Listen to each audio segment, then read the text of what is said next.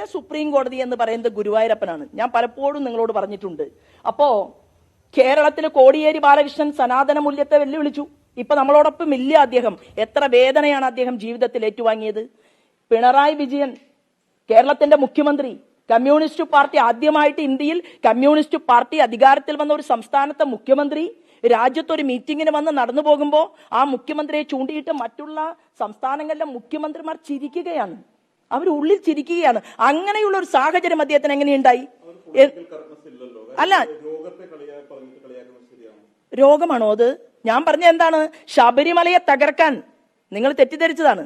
ശബരിമലയെ തകർക്കാൻ വേണ്ടി സ്വന്തം ആഭ്യന്തര വകുപ്പിനെ ഉപയോഗപ്പെടുത്തി, പോലീസ് അധികാരത്തെ ഉപയോഗപ്പെടുത്തി വിശ്വാസമില്ലാത്ത സ്ത്രീകളെ മലകയറ്റിച്ചതിന്റെ അതിന്റെ ബാക്കി പത്രമായിട്ട് പലരും അവിടെ അനുഭവിക്കുന്നുണ്ട് എന്നാ പറഞ്ഞത്. അല്ലാതെ മുഖ്യമന്ത്രി പിണറായി വിജയന് രോഗമാണ് എന്നൊന്നും ഞാൻ പറഞ്ഞില്ല. എനിക്കറിയില്ല.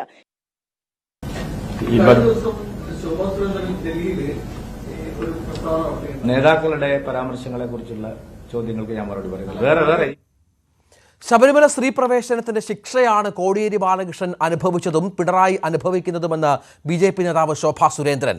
സനാതന ധർമ്മത്തെ വെല്ലുവിളിച്ച കോടിയേരി ബാലകൃഷ്ണൻ ഇന്ന് നമ്മളോടൊപ്പം ഇല്ലെന്നും എത്ര വേദനയാണ് അദ്ദേഹം ജീവിതത്തിൽ ഏറ്റുവാങ്ങിയതെന്നും ശോഭ പറഞ്ഞു.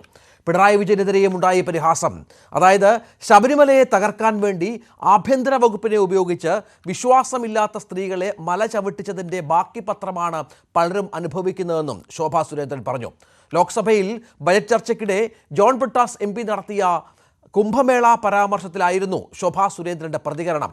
സനാതന മൂല്യത്തെ എതിർക്കുന്നവർക്കെല്ലാം അസുഖം വന്നു മരണമുണ്ടാകുമെന്നാണ് ശോഭാ സുരേന്ദ്രൻ പറയുന്നത് എന്നായിരുന്നു കോടിയേരിയുടെ മകൻ ബിനീഷിൻ്റെ ഫേസ്ബുക്ക് പോസ്റ്റ്. അതേസമയം BJP അധ്യക്ഷനടക്കം ഈ പ്രസ്താവനയോട് പ്രതികരിക്കാൻ തയ്യാറായില്ല.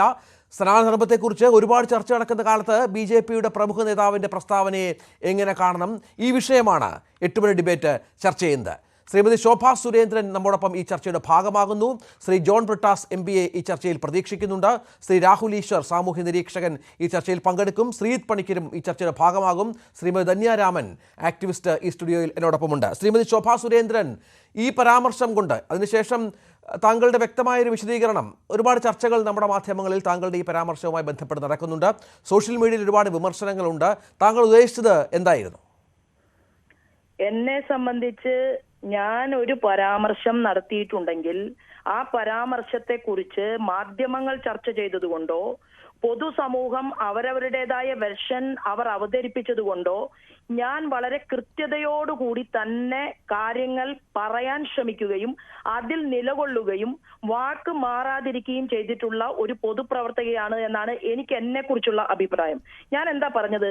കോടിയേരി ബാലകൃഷ്ണന് രോഗം വന്ന് മരണപ്പെട്ടത് ഈ വിഷയം കൊണ്ടാണ് എന്ന് ഞാൻ എവിടെയും പറഞ്ഞിട്ടില്ല. വീണ്ടും ഞാൻ നടത്തിയ പത്രസമ്മേളനത്തെ തുടർന്ന് ഒരു വ്യക്തി അവിടെ ഒരു ചോദ്യം ചോദിക്കുന്നു, നിങ്ങൾ രോഗത്തെ കുറിച്ചാണോ ഉദ്ദേശിച്ചത് എന്ന് ചോദിച്ചപ്പോൾ ഞാൻ അത് കൃത്യമായി പറഞ്ഞിട്ടുണ്ട്. ഞാൻ രോഗത്തെ കുറിച്ചല്ല ഉദ്ദേശിച്ചത്. ഞാൻ എന്താ ഇത്ര വകതിരിവില്ലാത്ത ആളാണോ? കേരളത്തിൽ എത്രയോ വ്യക്തികൾക്ക് രോഗം വരുന്നുണ്ട്. ഞാൻ എന്താണ് ഉദ്ദേശിച്ചത്? ഞാൻ അവിടെയും ഒരു സെന്റൻസ് പറഞ്ഞ് അവസാനിപ്പിച്ചത് എന്റെ മര്യാദ കൊണ്ടാണ്. ഞാൻ പറയാൻ ആഗ്രഹിച്ചത് അത് നിങ്ങൾ ഇപ്പോൾ എന്നെ കൊണ്ട് പറയിപ്പിക്കുകയാണ്. അതായത് 2015 ഫെബ്രുവരി മാസത്തിലാണ് കോടിയേരി ബാലകൃഷ്ണൻ മാർക്സിസ്റ്റ് പാർട്ടിയുടെ സംസ്ഥാന സെക്രട്ടറിയായി അവരോധിതനാകുന്നത്. 2018 വരെ ഓഗസ്റ്റ് മാസം 22 വരെ കോടിയേരി ബാലകൃഷ്ണൻ കേരളത്തിന്റെ സംസ്ഥാന സെക്രട്ടറി ആയിരുന്നു. ഈ സമയത്ത് ഹിന്ദുത്വത്തിനെതിരായിട്ടുള്ള ഹിന്ദു വിരുദ്ധത അങ്ങേയറ്റം പ്രചരിപ്പിക്കാൻ കൂട്ടുനിന്നു മുഖ്യമന്ത്രിയുമായിട്ട് എന്നത് മാത്രമല്ല, എല്ലാ മനുഷ്യരും ഹൃദയത്തിൽ വെച്ചിട്ടുള്ള, അതായത് ഹിന്ദു വിശ്വാസികൾ അവരുടെ ജീവിത ധർമ്മമായിട്ട് കണ്ടിട്ടുള്ള ശബരിമല വിഷയത്തിൽ എന്തെല്ലാം നിലപാടുകളാണ് അക്കാലത്തിൽ പാർട്ടിയും ഭരണകൂടവും എടുത്തത് എന്നതിനെ കുറിച്ച് എനിക്ക് വ്യക്തമായിട്ടുള്ള ബോധ്യമുണ്ട്. കേരളത്തിന്റെ പൊതുസമൂഹത്തിനും വ്യക്തമായ ബോധ്യമുണ്ട് എന്ന് ഞാൻ മനസ്സിലാക്കുന്നു. ഞാൻ എന്താ പറഞ്ഞത്? ഞാൻ ഉദ്ദേശിച്ചത് ഇതാണ്, ഞാനിത് പറയണ്ട എന്ന് കരുതിയതാണ്, പക്ഷെ ഞാൻ പറയുകയാണ്. ആ കാലഘട്ടത്തിൽ കേരളത്തിലെ കമ്മ്യൂണിസ്റ്റ് പാർട്ടിക്ക് എത്രയോ നേതാക്കന്മാർ കേരളത്തിൽ ഉണ്ടായിട്ടുണ്ട്. ഇവരുടെ എത്രയോ പ്രഗത്ഭമതികളായിട്ടുള്ള നേതാക്കന്മാർ കേരളത്തിൽ ഉണ്ടായിട്ടുണ്ട്. കഴിവും പ്രാപ്തിയും കുറഞ്ഞ നേതാക്കന്മാരും കേരളത്തിൽ മാർക്സിസ്റ്റ് പാർട്ടിയുടെ പല ചുമതലകളിലും ഇരുന്നിട്ടുണ്ട്. എന്നാൽ ഒരു മകൻ, ഞാനിപ്പോ അത് പറയുകയാണ്, ഇത് മാധ്യമങ്ങളാണ് എന്നെ കൊണ്ട് വീണ്ടും പറയിപ്പിച്ചത്. ഒരു മകൻ സ്ത്രീ പീഡന കേസിൽ ആ കോടതി വരാന്തകളിൽ കിടന്നുഴലുന്നു. ഒരു മകൻ കേരളത്തിൽ ഏതെങ്കിലും സ്വാതന്ത്ര്യ സമരത്തിന് പോയിട്ടല്ല ജയിലിലായത്. ഒരു മകൻ മയക്കുമരുന്ന് കേസുമായി ബന്ധപ്പെട്ടുകൊണ്ട് ഒരു കമ്മ്യൂണിസ്റ്റുകാരന്റെയോ ഏതൊരു രാഷ്ട്രീയക്കാരന്റെയോ കുടുംബത്തിൽ ഒരമ്മയ്ക്കും അച്ഛനും വേദനയുണ്ടാകാൻ പാടില്ലാത്ത വിധം ചർച്ച ചെയ്യപ്പെട്ട് കേരളത്തിൽ മയക്കുമരുന്ന് കേസിൽ പ്രതിയായിട്ടുണ്ട്. ഇത് തന്നെയാണ് ഞാൻ സൂചന നൽകിയത്. അതൊക്കെ എന്തുകൊണ്ടാണെന്നാണ്? ഈ സനാതന ധർമ്മത്തെ ധിക്കരിച്ചത് കൊണ്ടോ അല്ലെങ്കിൽ ഈ ശബരിമല സ്ത്രീ പ്രവേശനവുമായി ബന്ധപ്പെട്ടോ അദ്ദേഹം അതുകൊണ്ടാണ് ഇത്തരം പ്രശ്നങ്ങൾ അഭിമുഖീകരിച്ചതെന്നാണ് താങ്കൾ ഉദ്ദേശിച്ചത്? ഞാൻ ഒരു ദൈവ വിശ്വാസി എന്നുള്ള രീതിയിൽ ഞാൻ എന്റെ ആംഗിളിൽ സംസാരിച്ചു. ഈ സംസാരിച്ചതുമായി ബന്ധപ്പെട്ടുകൊണ്ട് നിങ്ങൾ മണിക്കൂറുകൾ ചർച്ച ചെയ്താലും ഞാൻ കരുതുന്നത് ഈശ്വരീയമായിട്ടുള്ള എന്താണ് സനാതനം? ഈശ്വരന്റെ ധർമ്മമാണ് സനാതനം.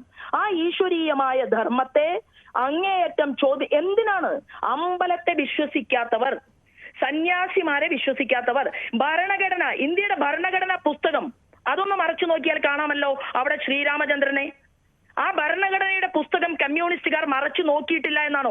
മാത്രമല്ലല്ലോ, ഞാൻ അടിവരയിട്ടുകൊണ്ട് സംസാരിച്ചത് കുംഭമേളയെ അധിക്ഷേപിച്ച ബ്രിട്ടാസിനെ കുറിച്ചാണ്. ബ്രിട്ടാസിനെ കുറിച്ച് ഞാൻ പറഞ്ഞ വാചകമല്ല നിങ്ങൾക്ക് വലുതായത്. നിങ്ങൾ ഇവിടുത്തെ ബ്രിട്ടാസിനെ കുറിച്ച് പറഞ്ഞ വാചകവും നമ്മൾ കൃത്യമായി കൊടുക്കുന്നുണ്ട് ശ്രീമതി ശോഭാ സുരേന്ദ്രൻ. അവിടെ എങ്ങനെയാണ് കോടിയേരി ബാലകൃഷ്ണനും പിണറായി വിജയനും കടന്നു വന്നത് എന്നാണ് എന്റെ ചോദ്യം. അല്ല, തീർച്ചയായിട്ടും ഞാൻ വിശ്വസിക്കുന്നത് കോടിയേരി ബാലകൃഷ്ണന് ഇത്തരത്തിലുള്ള വേദന മക്കളിലൂടെ ഉണ്ടാകാൻ കാരണം ഒരുപാട് ആളുകൾ കരഞ്ഞില്ലേ?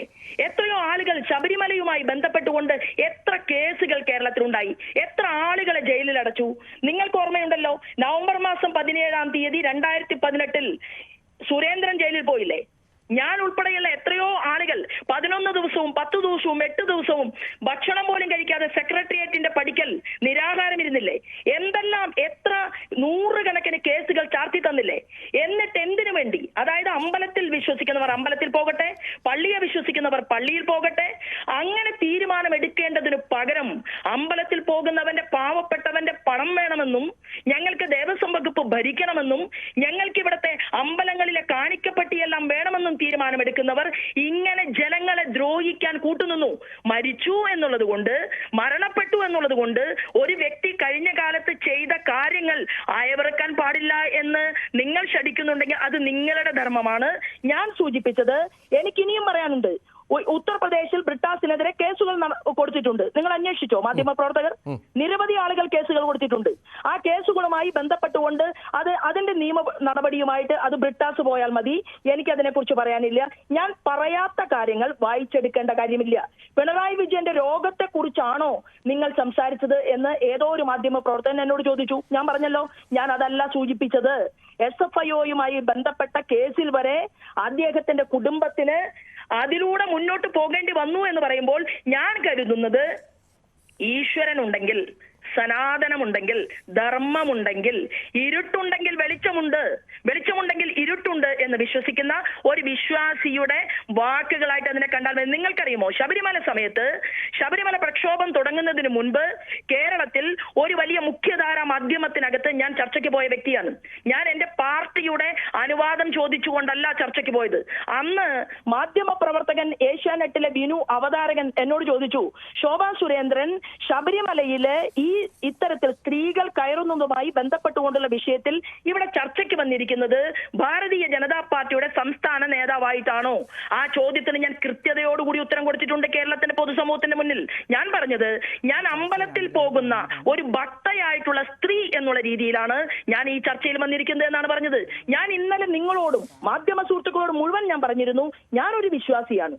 ആ വിശ്വാസിയായിട്ടുള്ള ഞാൻ കരുതുന്നത് തീർച്ചയായിട്ടും ഇത്തരത്തിലുള്ള സമീപനം ഒരു പാർട്ടി സ്വീകരിക്കുന്നത് തെറ്റാണ് എന്ന് ഞാൻ സൂചിപ്പിച്ചു. കോടിയേരിയിൽ നിർത്തിയില്ല. കോടിയേരിയെ തുടർന്ന് കോടിയേരിയുടെ അരുമ ശിഷ്യന് സ്വന്തം മണ്ഡലം കൊടുത്ത് ആ ഷംസീർ ഗണപതിയെ ആക്ഷേപിക്കുകയും അധിക്ഷേപിക്കുകയും ചെയ്തു. എന്നിട്ടും നല്ല തന്മയത്വത്തോടു കൂടി തന്നെയാണ് ഈ ഹിന്ദുത്വത്തെക്കുറിച്ചും സനാതന മൂല്യങ്ങളെക്കുറിച്ചും ഒക്കെ ഞാൻ പറഞ്ഞിട്ടുള്ളത്. ഞാൻ ഇന്നലത്തെ പത്രസമ്മേളനത്തിൽ വ്യക്തമാക്കി. അത് ഇസ്ലാമിന്റെ പള്ളിയാകട്ടെ, അവരുടെ ആചാരമാകട്ടെ, ക്രിസ്ത്യൻ സുഹൃത്തിന്റെ പള്ളിയാകട്ടെ, ആചാരമാകട്ടെ, അവര് പ്രാർത്ഥിക്കാൻ പോകുമ്പോൾ അവരെ വെല്ലുവിളിച്ചുകൊണ്ട് വേദനിപ്പിച്ചുകൊണ്ട് ആരെങ്കിലും രംഗപ്രവേശം ചെയ്യുകയാണെങ്കിൽ എന്റെ സ്റ്റാൻഡ് ഇത് തന്നെയായിരിക്കുമെന്നാണ് ഞാൻ പറഞ്ഞിട്ടുള്ളത്. അത് തെറ്റിദ്ധരിക്കപ്പെട്ടത് താങ്കൾ ഇപ്പോൾ ഈ ചാനൽ ചർച്ച എന്റെ ചർച്ചയിൽ ഈ കാര്യം വ്യക്തമാക്കുന്നുണ്ടെങ്കിൽ പോലും അന്ന് പറഞ്ഞ പല വാക്കുകൾ ഇപ്പോൾ കോടിയേരി എത്ര വേദന അനുഭവിച്ചു അവസാന കാലത്ത്. അപ്പോൾ പിണറായി വിജയൻ നോക്കി മറ്റു മുഖ്യമന്ത്രിമാർ പല യോഗങ്ങളിൽ പോകുമ്പോൾ ചിരിക്കുകയാണ് എന്നൊക്കെ പറയുമ്പോൾ അതിന് മറ്റു പല വ്യാഖ്യാനങ്ങളും വന്നു പോകും. ശ്രീമതി ശോഭ, കേരളത്തിന്റെ മുഖ്യമന്ത്രിമാരുടെ ചർച്ചയിൽ പങ്കെടുത്തപ്പോ അത് അദ്ദേഹത്തിന്റെ കൂടെയുള്ളവര് ഇപ്പൊ ഞാൻ പറയുന്നത് ശരിയാണോ അല്ലയോ എന്നുള്ളത് കേൾക്കുന്നവര് ബോധ്യപ്പെട്ടോട്ടെ. കേരളത്തിന്റെ മുഖ്യമന്ത്രിയെ കുറിച്ച് ചർച്ച ചെയ്യുന്നത് കേരളത്തിൽ യുവാക്കൾക്ക് തൊഴിൽ കൊടുത്ത മുഖ്യമന്ത്രി എന്നുള്ള രീതിയിലല്ല, ഉന്നത വിദ്യാഭ്യാസ മേഖലയെ മുന്നോട്ട് നയിച്ച വ്യക്തി എന്നുള്ള രീതിയിലല്ല, കേരളത്തിൽ വലിയ രീതിയിലുള്ള പരിഷ്കരണങ്ങൾ ഉണ്ടാക്കിയ ഒരു വ്യക്തി എന്നുള്ള രീതിയിലല്ല. എന്തിനേറെ പറയുന്നു, മാർക്സിസ്റ്റ് പാർട്ടിയുടെ കോട്ടയായിട്ടുള്ള പുന്നപ്രയും വയലാറിന്റെ സ്മാരക മന്ദിരം ഉൾപ്പെടെയുള്ള പ്രദേശങ്ങൾ ഇന്ന് ഭാരതീയ ജനതാ പാർട്ടിയുടെ താമര ചിഹ്നത്തിൽ വോട്ട് ചെയ്ത കമ്മ്യൂണിസ്റ്റുകാരെ കൊണ്ട് നിറഞ്ഞിരിക്കുകയാണ്. ഇപ്പോ അവരുടെ പഞ്ചായത്ത് തലത്തിലുള്ള യോഗങ്ങൾ നടക്കുകയാണ്. എന്താ ആ യോഗങ്ങളിൽ ചർച്ച ചെയ്യുന്നത്? കഴിഞ്ഞ കാലഘട്ടങ്ങളിൽ എടുത്ത ഹിന്ദു വിരുദ്ധതയുടെ പരിണിതഫലമായിട്ടാണ് ഈ പാർട്ടി തകർന്നുകൊണ്ടിരിക്കുന്നത് എന്ന് പാർട്ടി യോഗങ്ങളിൽ വരെ ചർച്ച ചെയ്യപ്പെട്ടുകൊണ്ടിരിക്കുന്ന ഒരു കാലാംശത്തിൽ കോടിയേരിയുടെ പേരിൽ സംസ്ഥാന സമ്മേളനത്തിന്റെയോ ജില്ലാ സമ്മേളനത്തിന്റെയോ പഞ്ചായത്ത് സമ്മേളനത്തിന്റെയോ ആ യോഗ സ്ഥലങ്ങൾക്ക് പേര് വെച്ചാൽ മാത്രം പോരല്ലോ, അതിനകത്ത് ചർച്ച ചെയ്യുന്നത് എന്താണ്, അതിനെക്കുറിച്ച് കൂടി ഒന്ന് മാധ്യമ പ്രവർത്തകർ അന്വേഷിച്ചാൽ നന്നായിരിക്കും എന്ന് മാത്രമേ എനിക്ക് ഇതിനെക്കുറിച്ച് പറയാനുള്ളൂ. ഞാൻ മുന്നോട്ട് പോകുന്നത് ജോൺ ബ്രിട്ടാസ് എന്ന് പറയുന്ന എന്റെ പോയിന്റ് അന്നും ശരിയാണ്, ഇന്നും ശരിയാണ്, നാളെയും ഞാൻ പറയും. കമ്മ്യൂണിസ്റ്റ് പാർട്ടിക്ക് വേണ്ടി ജയ് വിളിച്ചിട്ടോ വെയിലിൽ പണിയെടുത്തിട്ടോ ഇവിടത്തെ തൊഴിലാളി വർഗത്തിലെ പാവപ്പെട്ടവന് വേണ്ടി ധാരാളം കാര്യങ്ങൾ ചെയ്തിട്ടോ സമരം നടത്തിയിട്ടോ ഒന്നും രാജ്യസഭയിൽ കയറിയ ഒരാളാണ് ബ്രിട്ടാസ് എന്ന് ഞാൻ വിശ്വസിക്കുന്നില്ല. അതായത് വിക്കിലീക്സ് ബ്രിട്ടാസിനെ കുറിച്ച് ചില രേഖകൾ പുറത്തുവിട്ടിട്ടുണ്ട്. കമ്മ്യൂണിസ്റ്റ് പാർട്ടിക്ക് ബ്രിട്ടാസ് എന്ത് ഗുണമാണ് ചെയ്തു കൊടുത്തത് എന്നതിനെ കുറിച്ച് ആ വിക്കിലീക്സിന്റെ രേഖയുമായിട്ട് പത്രസമ്മേളനം നടത്താൻ ഞാൻ തയ്യാറാണ്. ഞാൻ അതുമായി ബന്ധപ്പെട്ടുകൊണ്ട് പോവുകയാണ്. മറ്റൊരു പരാതി എനിക്ക് കിട്ടിയിട്ടുണ്ട്. ഒരു വനിതാ പ്രവർത്തക പൊളിറ്റീഷ്യൻ എന്നുള്ള രീതിയിൽ എനിക്ക് കഴിഞ്ഞ ദിവസം ഒരു പരാതി കിട്ടിയിട്ടുണ്ട്. ഒരു സിനിമാ നടിയുടെ പരാതിയാണ്. ജോൺ ബ്രിട്ടാസ് നായകനായി അഭിനയിച്ച വെള്ളി വെളിച്ചത്തിൽ ആ സിനിമയിൽ ബ്രിട്ടാസിന്റെ ഭാര്യയുടെ വേഷത്തിൽ അഭിനയിച്ച ഗീതാ പൊതുവാളിന് എന്താണ് ഉണ്ടായിട്ടുള്ളത്? നിങ്ങൾ മാധ്യമ സുഹൃത്തുക്കൾ അന്വേഷിക്കണം. അപ്പൊ കമ്മ്യൂണിസ്റ്റ് പാർട്ടിക്കാരനായി ഇരിക്കാനുള്ള വലിയ യോഗ്യതയൊന്നും ബ്രിട്ടാസിനില്ല എന്നുള്ളത് എന്റെ അനുഭവത്തിന്റെ അടിസ്ഥാനത്തിൽ, എനിക്ക് കിട്ടിയ പരാതികളുടെ അടിസ്ഥാനത്തിൽ, ബ്രിട്ടാസിന്റെ അബദ്ധജടിലമായിട്ടുള്ള പ്രഖ്യാപനങ്ങളുടെ അടിസ്ഥാനത്തിലാണ് ഞാൻ സംസാരിച്ചത്. ശരി, ഒരു കാര്യം കൂടി. ഇപ്പോൾ ബിനീഷ് കോടിയേരി പറഞ്ഞ അദ്ദേഹത്തിന് ഒരു ഫേസ്ബുക്ക് പോസ്റ്റ് ഉണ്ടായിരുന്നു. കമ്മ്യൂണിസ്റ്റ് CPM ഇതിന് മറുപടി പറയട്ടെ എന്ന് പറയുന്നു. ഈ സനാതനത്തിൽ വിശ്വസിക്കാത്തവർക്കെല്ലാം ഇത്തരം മോശം അന്ത്യമുണ്ടാകുമെന്നാണോ ഉദ്ദേശിച്ചത്, അതോ RSSനെ എതിർക്കുന്നവർക്കൊക്കെ ഇത്തരം സംഭവങ്ങൾ ഉണ്ടാകുമോ എന്നാണോ ശോഭ ഉദ്ദേശിച്ചതെന്നാണ് ബിനീഷിന്റെ ചോദ്യം? അല്ല, ബിനീഷ് എന്ന് പറയുന്ന മയക്കുമരുന്ന് കച്ചവടക്കാരനെ കേരളത്തിലെ ഇവിടുത്തെ പാവപ്പെട്ട കുട്ടികൾ പോലും 7-8 വയസ്സുള്ള കുട്ടികളുടെ ക്ലാസ് മുറിക്ക് മുന്നിലേക്ക് മയക്കുമരുന്ന് ലോബി തലനീട്ടി എത്തിയിട്ട് സ്വന്തം പാർട്ടിയിൽപ്പെട്ട പ്രതിഭയുടെ മകൻ വരെ ഇത്തരം ഒരു സാഹചര്യത്തിലൂടെ വന്ന ഈ കേരളത്തിൽ നിന്നുകൊണ്ട് നമ്മൾ ഈ വിഷയം ചർച്ച ചെയ്യുമ്പോൾ ഒരു മയക്കുമരുന്ന് കച്ചവടക്കാരന് മറുപടി പറയാൻ വേണ്ടിയിട്ടല്ല ഞാൻ ഇരിക്കുന്നത്. അതുകൊണ്ട് ആദ്യം സ്വഭാവ ഗുണമുണ്ടാക്കുകയും അതിലൂടെ മുന്നോട്ട് പോകാൻ ശ്രമിക്കുകയും ചെയ്യട്ടെ എന്നും, നല്ല ഒരാളായിട്ട് ഭാവിയിലെങ്കിലും ചെയ്ത തെറ്റുകളെ കുറിച്ച് ഓർത്ത് പശ്ചാത്തപിക്കട്ടെ എന്ന് മാത്രമേ എനിക്ക് അതിനെക്കുറിച്ച് പറയാനുള്ളൂ. ഞാൻ അതിനെക്കുറിച്ച് ഒന്നും പറയുന്നില്ല. കമ്മ്യൂണിസ്റ്റ് പാർട്ടിയുടെ ജില്ലാ സെക്രട്ടറിമാരോട് ചോദിച്ചിട്ടൊന്നുമല്ല കോടിയേരിയുടെ മക്കൾ ഈ വക കലാപരിപാടികൾക്ക് പോയിട്ടുള്ളത് എന്ന് വിശ്വസിക്കുന്ന ഒരാളാണ് ഞാൻ. അതുകൊണ്ട് ആ ഫേസ്ബുക്ക് പോസ്റ്റിനെ ഒന്നും ഞാൻ വിലമതിക്കുന്നില്ല. ഞാൻ ഒരു കാര്യം പറയാൻ ആഗ്രഹിക്കുന്നു. ഞാൻ ഇന്ന് വരെ മറ്റൊരു മതമൂല്യങ്ങളെയും എതിർത്ത ഒരു വ്യക്തിയല്ല. ഞാൻ ഒരു വിശ്വാസി എന്നുള്ള രീതിയിൽ ഞാൻ വിശ്വസിക്കുന്ന, ഇപ്പൊ ഞാൻ പാർലമെന്റിനകത്ത് കാണാൻ നമുക്ക് പാലാഴി മഥനം നടത്തുന്ന പടം അവിടെ പാർലമെന്റിനകത്തില്ലേ? രാമന്റെ ചിത്രങ്ങളില്ലേ? അവിടെ ഗരുഡന്റെ ചിത്രമില്ലേ? എന്താണ് നീതിന്യായ സംഹിതയ്ക്കുള്ള മുദ്രാവാക്യം അവിടെ എഴുതി വെച്ചിട്ടുള്ളത്? ഇതെല്ലാം തന്നെ സനാതന മൂല്യത്തിൽ അധിഷ്ഠിതമായിട്ടുള്ളതാണ്. ഇതിനെ വെല്ലുവിളിക്കാൻ ഏതെങ്കിലും ഒരു കമ്മ്യൂണിസ്റ്റുകാരൻ തീരുമാനിച്ചാൽ അത് പഞ്ചപുച്ഛമടക്കി ഇരുന്നു കൊണ്ട് കേൾക്കണം എന്ന് പറഞ്ഞാൽ എല്ലാ സമയത്തും സൗകര്യമുണ്ടാകില്ല എന്ന് മാത്രമേ എനിക്ക് അതിനെക്കുറിച്ച് പറയാനുള്ളൂ. നന്ദി ശ്രീമതി ശോഭാ സുരേന്ദ്രൻ. ശ്രീ രാഹുൽ ഈശ്വർ ഈ ചർച്ചയുടെ ഭാഗമാകുന്നുണ്ട്. ശ്രീ ധന്യ രാമനുമുണ്ട്. ശ്രീ രാഹുൽ ഈശ്വർ, ഇവിടെ ഇന്നിപ്പോൾ രാവിലെ ഇദ്ദേഹം ശോഭാ സുരേന്ദ്രൻ്റെ പ്രസ്താവന അത് ഡൽഹിയിൽ നൽകിയ ഒരു പ്രധാനപ്പെട്ട ബൈറ്റാണ്. അതിൽ പറഞ്ഞു വെച്ചത് ഈ ശബരിമല സ്ത്രീ പ്രവേശനത്തിന് ശിക്ഷ അത് അത്തരത്തിൽ ഇപ്പോൾ അതിനെ അവർ വ്യാഖ്യാനിച്ചുവെങ്കിൽ പോലും ഏതാണ്ട് അതിലാണ് സനാതനധർമ്മത്തെ വിശ്വസിക്കാത്ത ആളുകളാണ് CPM-കാർ, ഇടതുപക്ഷക്കാർ. അതിൻ്റെ ശിക്ഷ, അതിൻ്റെ ഫലം അവസാന കാലത്തടക്കം ഇവരൊക്കെ അനുഭവിച്ചു എന്നുള്ളതാണ്. ഇപ്പോൾ രോഗവുമായി ബന്ധപ്പെട്ടല്ല ആ പരാമർശം നടത്തിയത് എന്ന് ശോഭാ സുരേന്ദ്രൻ പറയുമ്പോഴും ഇപ്പോൾ രാഹുലിന് ഈ വിശദീകരണത്തിൽ നിന്ന് മനസ്സിലായ കാര്യം എന്താണ്? രണ്ട് കാര്യങ്ങളുണ്ട്. ഒന്ന്, ആദ്യം ശ്രീമതി ശോഭാ സുരേന്ദ്രനെ കുറിച്ച് രണ്ട് കാര്യങ്ങൾ. ഞാൻ അടക്കമുള്ള ആൾക്കാർ ആദ്യം അവരുടെ പ്രൊട്ടസ്റ്റ് നടത്തുമ്പോൾ ആദ്യം ഞങ്ങളെ സപ്പോർട്ട് ചെയ്യാൻ എത്തിയ ആൾക്കാരിൽ ഒന്നാണ് ശ്രീമതി ശോഭാ സുരേന്ദ്രൻ. എന്നും വിശ്വാസത്തോടൊപ്പം കക്ഷി രാഷ്ട്രീയ ഭേദമന്യേ നിൽക്കുന്ന വ്യക്തിയാണ്. മാതാ അമൃതാനന്ദമയി ദേവിയുടെ ആശ്രമത്തിനെതിരെ ഇതേപോലൊരു വലിയ ആക്രമണം ഉണ്ടായപ്പോഴും ഞാൻ അടക്കമുള്ള ഒരുപാട് പേരെ, ഞാൻ അടക്കമുള്ളവരെ പിന്തുണയ്ക്കുകയും സപ്പോർട്ട് ചെയ്യുകയും പാർട്ടി ഒരു സ്റ്റാൻഡ് എടുത്തിരുന്നില്ല. പക്ഷെ അങ്ങനെ എടുത്ത വ്യക്തിയാണ്. പക്ഷേ ശ്രീമതി ശോഭാ സുരേന്ദ്രനിക്ക് വ്യക്തിപരമായ ഇഷ്ടമാണ്, ആദരവാണ്, അവരുടെ ആ ഊർജത്തെ വലിയ ബഹുമാനമാണ്. ആ രോഗത്തെ ഉദ്ദേശിച്ചാണ് പറഞ്ഞത് എന്നാണ് ആദ്യം കേൾക്കുമ്പോൾ നമുക്ക് തോന്നുന്നത്. അങ്ങനെയാണെങ്കിൽ ആ പ്രസ്താവന പിൻവലിക്കുന്നതാണ് ഉചിതം. അത് വേറൊന്നും കൊണ്ടല്ല, ഒരാളുടെ മരണം, ഒരാളുടെ രോഗം തുടങ്ങിയ കാര്യങ്ങളെക്കുറിച്ച് നമ്മൾ കഴിയുന്നത്ര ഒരു പരാമർശം നമ്മുടെ സനാതന ധർമ്മത്തിന് ചേർന്നതല്ല, നമ്മുടെ ആർഷഭാരത സംസ്കാരത്തിന് ചേർന്നതല്ല. എന്റെ കാര്യം എന്ന് പറഞ്ഞാൽ ഇനി ബിനീഷിനെ കുറിച്ചൊക്കെ പറഞ്ഞു. ബിനീഷൊക്കെ വലിയ വിശ്വാസികളാണ്. ബിനീഷ് സുഹൃത്തു കൂടി ആയതുകൊണ്ട് പറയുകയാണ്. ബിനീഷിനത് അത് അക്സെപ്റ്റ് ചെയ്യുമെന്ന് എനിക്കറിയില്ല. ബിനീഷ് ശബരിമലയിലൊക്കെ പോകുന്ന ഒരാളാണ്.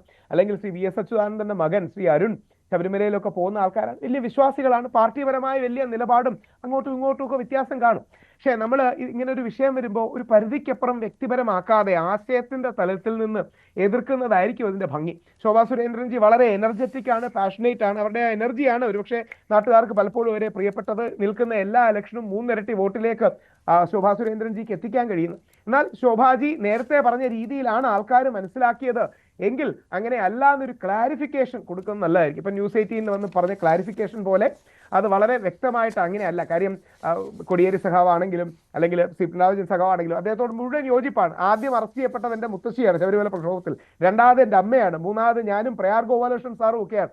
5 തവണ ഞങ്ങളെ അറസ്റ്റ് ചെയ്തു. ഞങ്ങളൊക്കെ ഒരുപാട് തവണ ജയിലിൽ കിടന്നു. എല്ലാ രാഷ്ട്രീയ പാർട്ടികളും വരുന്നതിന് മുമ്പ് ഞങ്ങൾ പ്രക്ഷോഭത്തിന് ഇറങ്ങിയതാണ്. പിന്നീട് എല്ലാവരും പിന്തുണച്ചു, വലിയ കാര്യം. പക്ഷേ നമ്മൾ ഈ മരണവും അങ്ങനത്തെ കാര്യങ്ങൾ വരുമ്പോൾ നമ്മൾ കഴിയുന്നത്ര മരണം അല്ലെങ്കിൽ ഒരാളുടെ വയ്യായ്മ ഇത്തരം കാര്യങ്ങളിൽ നമ്മളൊരു മിതത്വം നമ്മൾ പാലിക്കണം. അതുകൊണ്ട് നേരത്തെ പറഞ്ഞ രീതിയിൽ ആൾക്കാർ മനസ്സിലാക്കിയെങ്കിൽ അങ്ങനെ അല്ല എന്നൊരു ക്ലാരിഫിക്കേഷനോ ഒരു പിൻവലിക്കലോ ഒക്കെ കൊടുക്കുകയാണെങ്കിൽ ശോഭാ സുരേന്ദ്രൻജിയുടെ സ്റ്റേച്ചർ ഉയരുകയുള്ളൂ. കാര്യം അങ്ങനെയല്ല ഞാൻ ഉദ്ദേശിച്ചത്. കോടിയേരി സഖാവിന്റെ വീട്ടുകാർക്ക് വിഷമം തോന്നിയിട്ടുണ്ടെങ്കിൽ ഞാനത് പിൻവലിക്കുന്നു എന്നോ അദ്ദേഹത്തിന്റെ മക്കളെ കുറിച്ച് അങ്ങനെ പറഞ്ഞില്ല, അങ്ങനെയൊന്നും പറഞ്ഞില്ല. പക്ഷേ കോടിയേരിയുടെ ഇപ്പോൾ നമ്മുടെ വിശദീകരണത്തിലും പറഞ്ഞത് കോടിയേരിയുടെ മക്കൾ ഈ പറഞ്ഞതുപോലെ നിരവധി കേസുകളിൽ പ്രതിയായതിന്റെ കാരണം ശബരിമല വിഷയത്തിൽ കോടിയേരിയാണ്. സനാതനധർമ്മവുമായി ബന്ധപ്പെട്ട് അദ്ദേഹത്തിന്റെ പ്രത്യേകിച്ച് ഇടതുപക്ഷ നേതാക്കളുടെ ഒക്കെ നിലപാടുകളാണ്. ഏറ്റവും ഒടുവിൽ മുഖ്യമന്ത്രി പിണറായി വിജയന്റെ മകളും ഇപ്പോൾ നമുക്കറിയാം SFIയുമായി ബന്ധപ്പെട്ട കേസ് നടക്കുന്നുണ്ട്. ഇതിന്റെയൊക്കെ കാരണം ഇതാണെന്ന് പറയുകയാണ്. ഇതെങ്ങനെ പൊതുസമൂഹം എടുക്കുമെന്നുള്ളതാണ്. അല്ല, അവിടെയാണ് നമ്മുടെ ദൈവങ്ങളൊക്കെ നമുക്ക് ദൈവങ്ങളോട് എന്ത് നിലപാടുണ്ടെങ്കിലും തിരിച്ച് സ്നേഹവും സമാശ്വാസവും കരുണയും ഒക്കെ ചൊരിയുന്നവരാണ്. നമ്മുടെ ദൈവങ്ങളൊക്കെ അയ്യപ്പനാണെങ്കിലും യേശു ക്രിസ്തു ആണെങ്കിലും ഇനി അള്ളാഹു ആണെങ്കിലും പടച്ചവനാണെങ്കിലും ഇനി ശ്രീരാമനാണെങ്കിലും ഒക്കെ ദൈവങ്ങളൊന്നും നമുക്ക് വേണ്ടി പ്രതികാരം എടുക്കില്ല. പ്രതികാരമൊക്കെ നമുക്കാണ്. എനിക്ക് ഇപ്പം ശ്രീ പിണറായി വിജയൻ സഖാവിനോട് ദേഷ്യമുണ്ട്. അദ്ദേഹം തോറ്റത് ശബരിമല പ്രക്ഷോഭ കാരണമാണെന്നൊക്കെ സന്തോഷത്തോടെ വിളിച്ചു പറയുന്ന ഒരു വ്യക്തിയാണ് ഞാൻ. പക്ഷെ അദ്ദേഹത്തിന് അസുഖമോ അദ്ദേഹത്തിന്റെ മകളും റിയാസ് തമ്മിലുള്ള കല്യാണം നടന്നു. ഒരുപാട് പേര് അവരെ ട്രോളി. ഞാനൊക്കെ ശക്തമായ നിലപാടെടുക്കുകയുണ്ടായി. ശ്രീമതി വീണയുടെയും ശ്രീ റിയാസിന്റെ ഒക്കെ വ്യക്തി ജീവിതത്തെ അല്ല, ശ്രീ റിയാസിന്റെ എല്ലാ ആശയങ്ങളെയും നമ്മൾ എതിർക്കണം. പക്ഷെ അവരുടെ വ്യക്തി ജീവിതത്തെ അല്ല, കല്യാണത്തെ ഒന്നും ട്രോളുന്നത് ഭാരതീയ സംസ്കാരമല്ല എന്ന ശക്തമായ നിലപാടാണ് ഞാൻ അടക്കമുള്ളവർ എടുത്തത്. അപ്പോൾ ഇത്തരം കാര്യങ്ങൾ നമുക്ക് ഒരു മാന്യതയൊക്കെ വേണം. ഇന്നുപോലും ആലോചിക്കണം, BJP RSSനോട് ബന്ധപ്പെട്ട പല ആൾക്കാർക്കും ഇന്നുപോലും ശബരിമല യുവതികളെ കേട്ടണമെന്ന് അഭിപ്രായമുള്ളവരുണ്ട്. ഉദാഹരണം ശ്രീ TG മോഹൻദാസ്, പഴയ BJP intellectual cell head, Hindu ഐക്യവേദിയുടെ ഹെഡായ ശ്രീ RV ബാബു, അന്നല്ല ഇന്നും ശബരിമല യുവതികളെ കേട്ട നമ്മുടെ ചാനൽ ചർച്ചകളിൽ പലപ്പോഴും വരുന്ന ഷാബുജി, വളരെ ഇന്റലക്ച്വൽ ആയ ഷാബു പ്രസാദ് സാർ, അദ്ദേഹത്തിനടക്കം ശബരിമല ഇപ്പോഴും യുവതികളെ കേട്ടണമെന്ന അഭിപ്രായം. നമ്മുടെ ഗോപാലകൃഷ്ണൻ സാർ, ഇപ്പൊ നമ്മളെ വിട്ടുപോയ ഏറ്റവും വലിയ പണ്ഡിതനും ഇന്റലക്ച്വലും ആയ ഡോക്ടർ N ഗോപാലകൃഷ്ണൻ, അദ്ദേഹത്തിനൊക്കെ ഒരുപാട് കാലം ശബരിമല യുവതികളെ കേട്ടണമെന്നായിരുന്നു. നമ്മൾ ഹിന്ദുക്കൾ അല്ലെങ്കിൽ നമ്മൾ ഭാരതീയർ അങ്ങോട്ടും ഇങ്ങോട്ടും ഒക്കെ തർക്കിക്കും. പക്ഷേ വ്യക്തി ജീവിതം, ആരോഗ്യം, കുട്ടി, കുടുംബം, മരണം തുടങ്ങിയ കാര്യങ്ങൾ കൊണ്ടുവരുന്നത് ശോഭാജി വിശദീകരണം നൽകിയത് വളരെ നന്നായി. ഇതോടൊപ്പം നാളെ പത്രക്കാരെ കൂടെ വിളിച്ചൊരു വിശദീകരണമോ എന്റെ വാക്കുകൾക്ക് വിഷമം തോന്നിയെങ്കിൽ ഞാൻ അത് പിൻവലിക്കുന്നു എന്നോ അങ്ങനെ അല്ലെന്ന് കോടിയേരി സഖാവിന്റെ മക്കളോടൊക്കെ പറയുകയാണെങ്കിൽ അതൊരു നന്മയാണ്. ആ നന്മയാണ് നമ്മൾ മുമ്പോട്ട് വെക്കേണ്ടത്. പ്രത്യേകിച്ച് ബിനീഷിനെതിരെയുള്ള കേസൊക്കെ ബിനീഷ് ഇപ്പോൾ കുറ്റ കുറ്റമുക്തനായി എന്നുള്ള കേസ് തീർന്നിട്ടില്ല. ബിനീഷൊക്കെ പുതിയൊരു ജീവിതത്തിലേക്ക് കടന്നിരിക്കുകയാണ്. അഡ്വക്കേറ്റ് പ്രൊഫഷനുമായിട്ട് എറണാകുളത്ത് നിൽക്കുകയാണ്. ഷോണിന്റെ അടുത്ത സുഹൃത്താണ്. ഞങ്ങളെല്ലാം വളരെ നല്ല സുഹൃത്തുക്കളാണ്. നമ്മുടെ പി സി ജോർജ് സാറിന്റെ മകൻ ഷോൺ ജോർജിന്റെ അടുത്ത സുഹൃത്താണ്. അവർ ഒരുമിച്ചാണ് പ്രാക്ടീസ് ഒക്കെ തുടങ്ങിയത്. അപ്പൊ നമുക്ക് വ്യക്തിപരമായി എല്ലാവരോടും സ്നേഹവും ആശയപരമായി തർക്കിക്കുകയും അങ്ങനെ ഒരു നിലപാട് വേണമെന്നുള്ളതാണ് എന്റെ ധന്യക്ക് എന്താണ് മനസ്സിലായത്? കാരണം നമ്മൾ ഈ കൃത്യമായി ശോഭയുടെ പ്രസ്താവനകൾ കാണുമ്പോൾ അത് എന്താണ് അവർ ഉദ്ദേശിച്ചത് എന്നുള്ളത് വ്യക്തമാണ്. പക്ഷേ രോഗവുമായി ബന്ധപ്പെട്ടല്ല, മറ്റു പല കാര്യങ്ങളുമായി ബന്ധപ്പെട്ടാണെന്ന് പറയുമ്പോൾ ആ വിശദീകരണത്തിൽ ഒരു വ്യക്തത വന്നിട്ടുണ്ടോ? അന്നത്തെ കഴിഞ്ഞ ദിവസം എനിക്ക് കോടിയേരി ബാലകൃഷ്ണനെ കുറിച്ച് പറയാനുള്ളത്, പണ്ടൊക്കെ നമുക്ക് ഒരു LC സെക്രട്ടറിയെങ്കിലും കാണണമെങ്കിൽ ഭയങ്കര ബുദ്ധിമുട്ടായിരുന്നു. എന്നുവെച്ചാൽ പാർട്ടിയിൽ പ്രവർത്തിക്കാത്ത ആൾക്കാർക്ക് ഇവർ LC സെക്രട്ടറിയെ പോയി കാണാൻ പറ്റില്ല, ഇവരൊരു കത്ത് വാങ്ങാൻ പറ്റില്ല. എൻ്റെ അച്ഛൻ പഞ്ചായത്ത് പ്രസിഡന്റ് ആയിരുന്ന ആ 2000 ആ കാലഘട്ടത്തിലൊക്കെ ഭയങ്കര ബുദ്ധിമുട്ടായിരുന്നു. ഞാൻ ഇതൊക്കെ കണ്ടുകൊണ്ടിരുന്ന അല്ലെങ്കിൽ നമ്മൾ നിരീക്ഷിച്ചുകൊണ്ടിരിക്കുന്ന ആൾക്കാരാണ്. പക്ഷേ ഞാൻ ഈ ട്രിവാൻഡ്രത്ത് വന്നിട്ട് ഞാൻ കോടിയേരി സഖാവിനെ പരിചയപ്പെട്ട് ഞാൻ ആദ്യം ഒരു ട്രൈബൽ സെറ്റിൽമെൻറ്റിൽ പോയിട്ട് ഞാൻ സഖാവിൻ്റെ അടുത്ത്, സ്റ്റേറ്റ് സെക്രട്ടറിയാണ് അല്ല ആഭ്യന്തരമന്ത്രിയാണ് അദ്ദേഹം. അപ്പം ഞാൻ പറഞ്ഞു ഇങ്ങനെ ട്രൈബൽ സെറ്റിൽമെൻറ്റിൽ ഞങ്ങളുടെ 1237 കുട്ടികളെ റേപ്പ് ചെയ്തിട്ടിരിക്കുകയാണ്, എനിക്ക് അത് കുറച്ച് കാര്യങ്ങൾ ചെയ്യാനായിട്ട് ഒരു പോലീസിൻ്റെ പിന്തുണ വേണമെന്ന് പറഞ്ഞപ്പോൾ ഏറ്റവും ആദ്യം എനിക്കത് ചരിത്രമായിരിക്കും. ഒരു വ്യക്തിയുടെ കൂടെ ഇപ്പം ഞങ്ങൾ അന്ന് ആ ഒരു പോക്കാണ് ഈ ഒരു 12 വർഷം 7500 കോളനികളിൽ കയറി ഇറങ്ങിയത്. വിത്ത് പോലീസ് എല്ലാ സൗകര്യം തന്ന് എത്ര പേരെ സ്പോട്ടിൽ അറസ്റ്റ് ചെയ്തു, എത്ര ജയിലിലിട്ടു. അത് വലിയൊരു മാറ്റത്തിൻ്റെ തുടക്കമാണ്. എനിക്ക് എൻ്റെ മനസ്സിൽ കോടിയേരി മറ്റെന്താണെന്ന് എനിക്ക് അറിഞ്ഞു. പക്ഷേ അദ്ദേഹം ആഭ്യന്തരമന്ത്രിയായിരുന്ന സമയത്ത് ഒരു വലിയ മാറ്റത്തിന് അദ്ദേഹം തുടക്കം കുറിച്ചു. ഈ നിമിഷം വരെ ഞങ്ങൾക്ക് MV ഗോവിന്ദ മാസ്റ്റർ ഒറ്റ കോളിൽ വിളിച്ചാൽ ഞങ്ങൾക്ക് കിട്ടും, അല്ലെങ്കിൽ മാസ്റ്റർ തിരിച്ചു വിളിക്കും. അപ്പോൾ നമുക്ക് ഒരു വലിയൊരു ചേഞ്ച് അവിടെ ഉണ്ടായിട്ടുണ്ട്. അങ്ങനെയാണ് ഞാൻ ഒരു രാഷ്ട്രീയത്തെ ഞാൻ നിരീക്ഷിക്കുന്നത്. അങ്ങനെയാണ്. നേരെ മറിച്ച് ഞാനിത് പെട്രോൾ പമ്പ് ആയി ബന്ധപ്പെട്ട ഒരു ആവശ്യത്തിന് ഞങ്ങൾക്ക് ഇപ്പോഴും സുരേഷ് ഗോപി സാറിനെ വിളിച്ചാലോ ഒരു മെയിലിട്ടാലോ അദ്ദേഹത്തെ നേരിട്ട് കാണാൻ പറ്റൂല, ഒരിക്കലും കാണാൻ പറ്റില്ല. ഞങ്ങളുടെ ഇടയിലുള്ള പമ്പുടമകൾ എത്ര മാസങ്ങൾ കൊണ്ട് ഞങ്ങളൊരു റിക്വസ്റ്റ് മെയിലിട്ടാൽ അദ്ദേഹത്തെ നേരിട്ട് കാണണം, കണ്ട് കാര്യങ്ങൾ ബോധ്യപ്പെടുത്തേണ്ടതുണ്ട്. ഒരുപക്ഷെ അദ്ദേഹത്തിൻ്റെ ഓഫീസ് കൃത്യമായിട്ട് അദ്ദേഹത്തെ കാര്യങ്ങൾ പറഞ്ഞ് അതൊന്നും ഞങ്ങൾക്ക് അങ്ങനത്തെ ഒരു സ്പേസ് കിട്ടാറില്ല. ഞാൻ രാഷ്ട്രീയത്തെ നിരീക്ഷിക്കുന്നത് ഇങ്ങനെയാണ്. ഒന്നത്. രണ്ട്, പിന്നെ സനാതന ധർമ്മത്തെക്കുറിച്ചൊക്കെയാണ് പറഞ്ഞത്. എനിക്ക് എൻ്റെ ഒരു ഞങ്ങൾ ആ സനാതന ധർമ്മത്തെക്കുറിച്ച് എനിക്ക് അറിഞ്ഞുകൂടാ. കാരണം ഈ സനാതന ധർമ്മം എന്ന് പറയുമ്പം ഇതിനകത്ത് ഈ സോദരത്വേന വാഴുന്ന മാതൃസ്ഥാനമാണ് കേരളം. നമ്മളങ്ങനെ ഗുരു പറഞ്ഞൊരു വേർഡ് ഉണ്ട്. എന്നിട്ട് നമ്മൾ അമ്പലത്തിലൊക്കെ അഹിന്ദുക്കൾക്ക് പ്രവേശനമില്ല എന്ന് എഴുതി വയ്ക്കും. ഞങ്ങൾ അങ്ങനത്തെ കാര്യങ്ങളാണ് നിരീക്ഷിക്കുന്നത്. മനുഷ്യരെ ഒരു കാര്യം സനാതന ധർമ്മമാണ് ഇവിടെ എല്ലാം എന്ന് പറയുകയും എന്നിട്ട് ഇപ്പുറത്ത് നേരെ ഓപ്പോസിറ്റ് ആയിട്ടാണ് ഈ സമൂഹത്തിന് നമ്മൾ ഫേസ് ചെയ്യുന്നത്. നമ്മൾ കാണുന്ന അതാണ്. അതേപോലെ തന്നെ എപ്പോഴും പറയും ശബരിമലയിൽ തത്വമസി എന്ന് എഴുതിയിട്ട് അവർക്ക് മലയാളി ബ്രാഹ്മണരെ മാത്രം മതി പൂജിക്കാൻ. ഇതൊക്കെ കാണുമ്പോൾ ഞങ്ങൾ എന്ത് സനാതന ധർമ്മത്തിലാണ് വിശ്വസിക്കേണ്ടത്? ഇപ്പോൾ ദൈവവിശ്വാസം എല്ലാ മനുഷ്യനും ഓരോ വ്യക്തിപരമാണ്. ഇപ്പം മനുഷ്യൻ മരിക്കുന്നത് ഒരു അസുഖം വന്നിട്ട് അങ്ങനെയല്ല. ഇപ്പം എൻ്റെ കുടുംബം എനിക്ക് അസുഖമുണ്ട്, എനിക്ക് ലങ്സിന് ഇൻഫെക്ഷനാണ്, എനിക്ക് പ്രശ്നമുണ്ട്, ഞാൻ ഏത് നേരവും മരിച്ചു പോയപ്പോൾ ഞാൻ എന്തോരം പേരെ നമ്മൾ ഇന്നലെയും കൂടെ ഒരുത്തന്നെ പിടിച്ച് 40 ദിവസം റിമാൻഡ് ചെയ്തേ ഉള്ളൂ ഒരു കേസിൻ്റെ പുറകെ പോയിട്ട്. ഞങ്ങൾ അത് തെറ്റ് ചെയ്യുന്ന ആൾക്കാർക്ക് നേരെ മാത്രമാണ് ഞങ്ങൾ നടപടി നമ്മൾ അവർക്ക് നിയമ പിന്തുണ കൊടുക്കുന്നുള്ളൂ, അല്ലെങ്കിൽ ഇവിടെ ജീവിക്കാൻ പറ്റത്തില്ല. അപ്പോൾ അതിനെയൊന്നുമല്ല ഇവർ കാണുന്നത് മരണവും അല്ലെങ്കിൽ അതൊരു പേഴ്സണൽ ഗ്രഡ്ജായിട്ട് ഞാൻ അതിനെടുക്കുന്നത്. പക്ഷേ ചേച്ചി അത് അന്ന് പറഞ്ഞപ്പം അത് ശരിക്കും അതൊരു മരിച്ചത് ഇന്ന റീസൺ കൊണ്ടാണ് എന്ന് പറഞ്ഞതുപോലെ തന്നെയാണ് എനിക്ക് തോന്നിയത്. ഇപ്പോഴും ചേച്ചി അതിന് ക്ലാരിറ്റി വരുത്തിയിട്ടില്ല അല്ലേ? ഇപ്പോഴും അന്ന് പറഞ്ഞപ്പോൾ അങ്ങനെ തന്നെ. ഇവിടെ എന്തോരം പേര് മരിക്കുന്നു, ഇപ്പോൾ ദൈവവിശ്വാസികൾ മരിക്കുന്നത്. എൻ്റെ അച്ഛൻ ഭയങ്കര ദൈവവിശ്വാസിയാണ്. ഞങ്ങൾ പഞ്ചുരുളിയാണ് കെട്ടിയാടുന്നത്, പഞ്ചുരുളി ദൈവത്തെയാണ് കെട്ടി ആരാധിക്കുന്നത്. ഞങ്ങളുടെ കുടുംബത്ത് പഞ്ചുരുളിക്ക് ഒരു ചെറിയ അമ്പലം വെച്ചിട്ടുണ്ട്, എല്ലാ വർഷവും കെട്ടിയാടും. എന്നിട്ട് നമ്മുടെ അച്ഛനൊക്കെ 7 സർജറി കഴിഞ്ഞാണ് എൻ്റെ അച്ഛനൊക്കെ മരിച്ചത്. അത്രയും ഭക്തിയുള്ള ആൾക്കാരാണ്. പക്ഷെ അതിനകത്തൊന്നും കാര്യമില്ല. പക്ഷെ അതൊന്നും ഈ സമൂഹത്തെ അന്ധവിശ്വാസവും അനാചാരമൊക്കെ നിലനിർത്തി ചില പൊളിറ്റിക്സിന് അങ്ങനെ മുമ്പോട്ട് കൊണ്ടുപോകാൻ പറ്റുള്ളൂ. ഈ നാടിനെ അന്ധവിശ്വാസവും അനാചാരവും മുൻനിർത്തി മാത്രമേ കൊണ്ടുപോകാൻ പറ്റുള്ളൂ എന്നുള്ളിടത്താണ് രാഷ്ട്രീയ നേതാക്കന്മാർ ഇത്തരം സ്റ്റേറ്റ്മെൻറ്റ് കൊണ്ടുവരുന്നത്. അവരുടെ നിലനിൽപ്പിന് വേണ്ടിയിട്ടാണത്.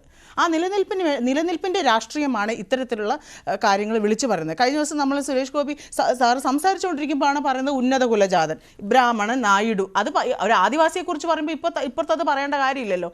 അത് വായിന്ന് വീഴുന്നതല്ല, അത് കൃത്യമായിട്ടുള്ളൊരു പൊളിറ്റിക്സാണ്. അപ്പോൾ ഓരോ മനുഷ്യനും പൊളിറ്റിക്സ് ഉണ്ട്. നമ്മൾ വിചാരിക്കുന്ന മാന്യതയ്ക്കപ്പുറത്താണ് ഇവിടുത്തെ പൊളിറ്റിക്സ്. അതുകൊണ്ട് വ്യക്തിപരമായിട്ടോ അല്ലാതെയോ നമുക്ക് ആരെയും ന്യായീകരിക്കാൻ പറ്റത്തില്ല. വളരെ പെട്ടെന്ന് തിരിച്ചു വരാം. രാഹുൽ തുടരുക. ശ്രീജിത്ത് പണിക്കരും അല്പസമയത്തിനകം ചേരും. വളരെ പെട്ടെന്ന് ഒരു ഇടവേളയ്ക്ക് ശേഷം.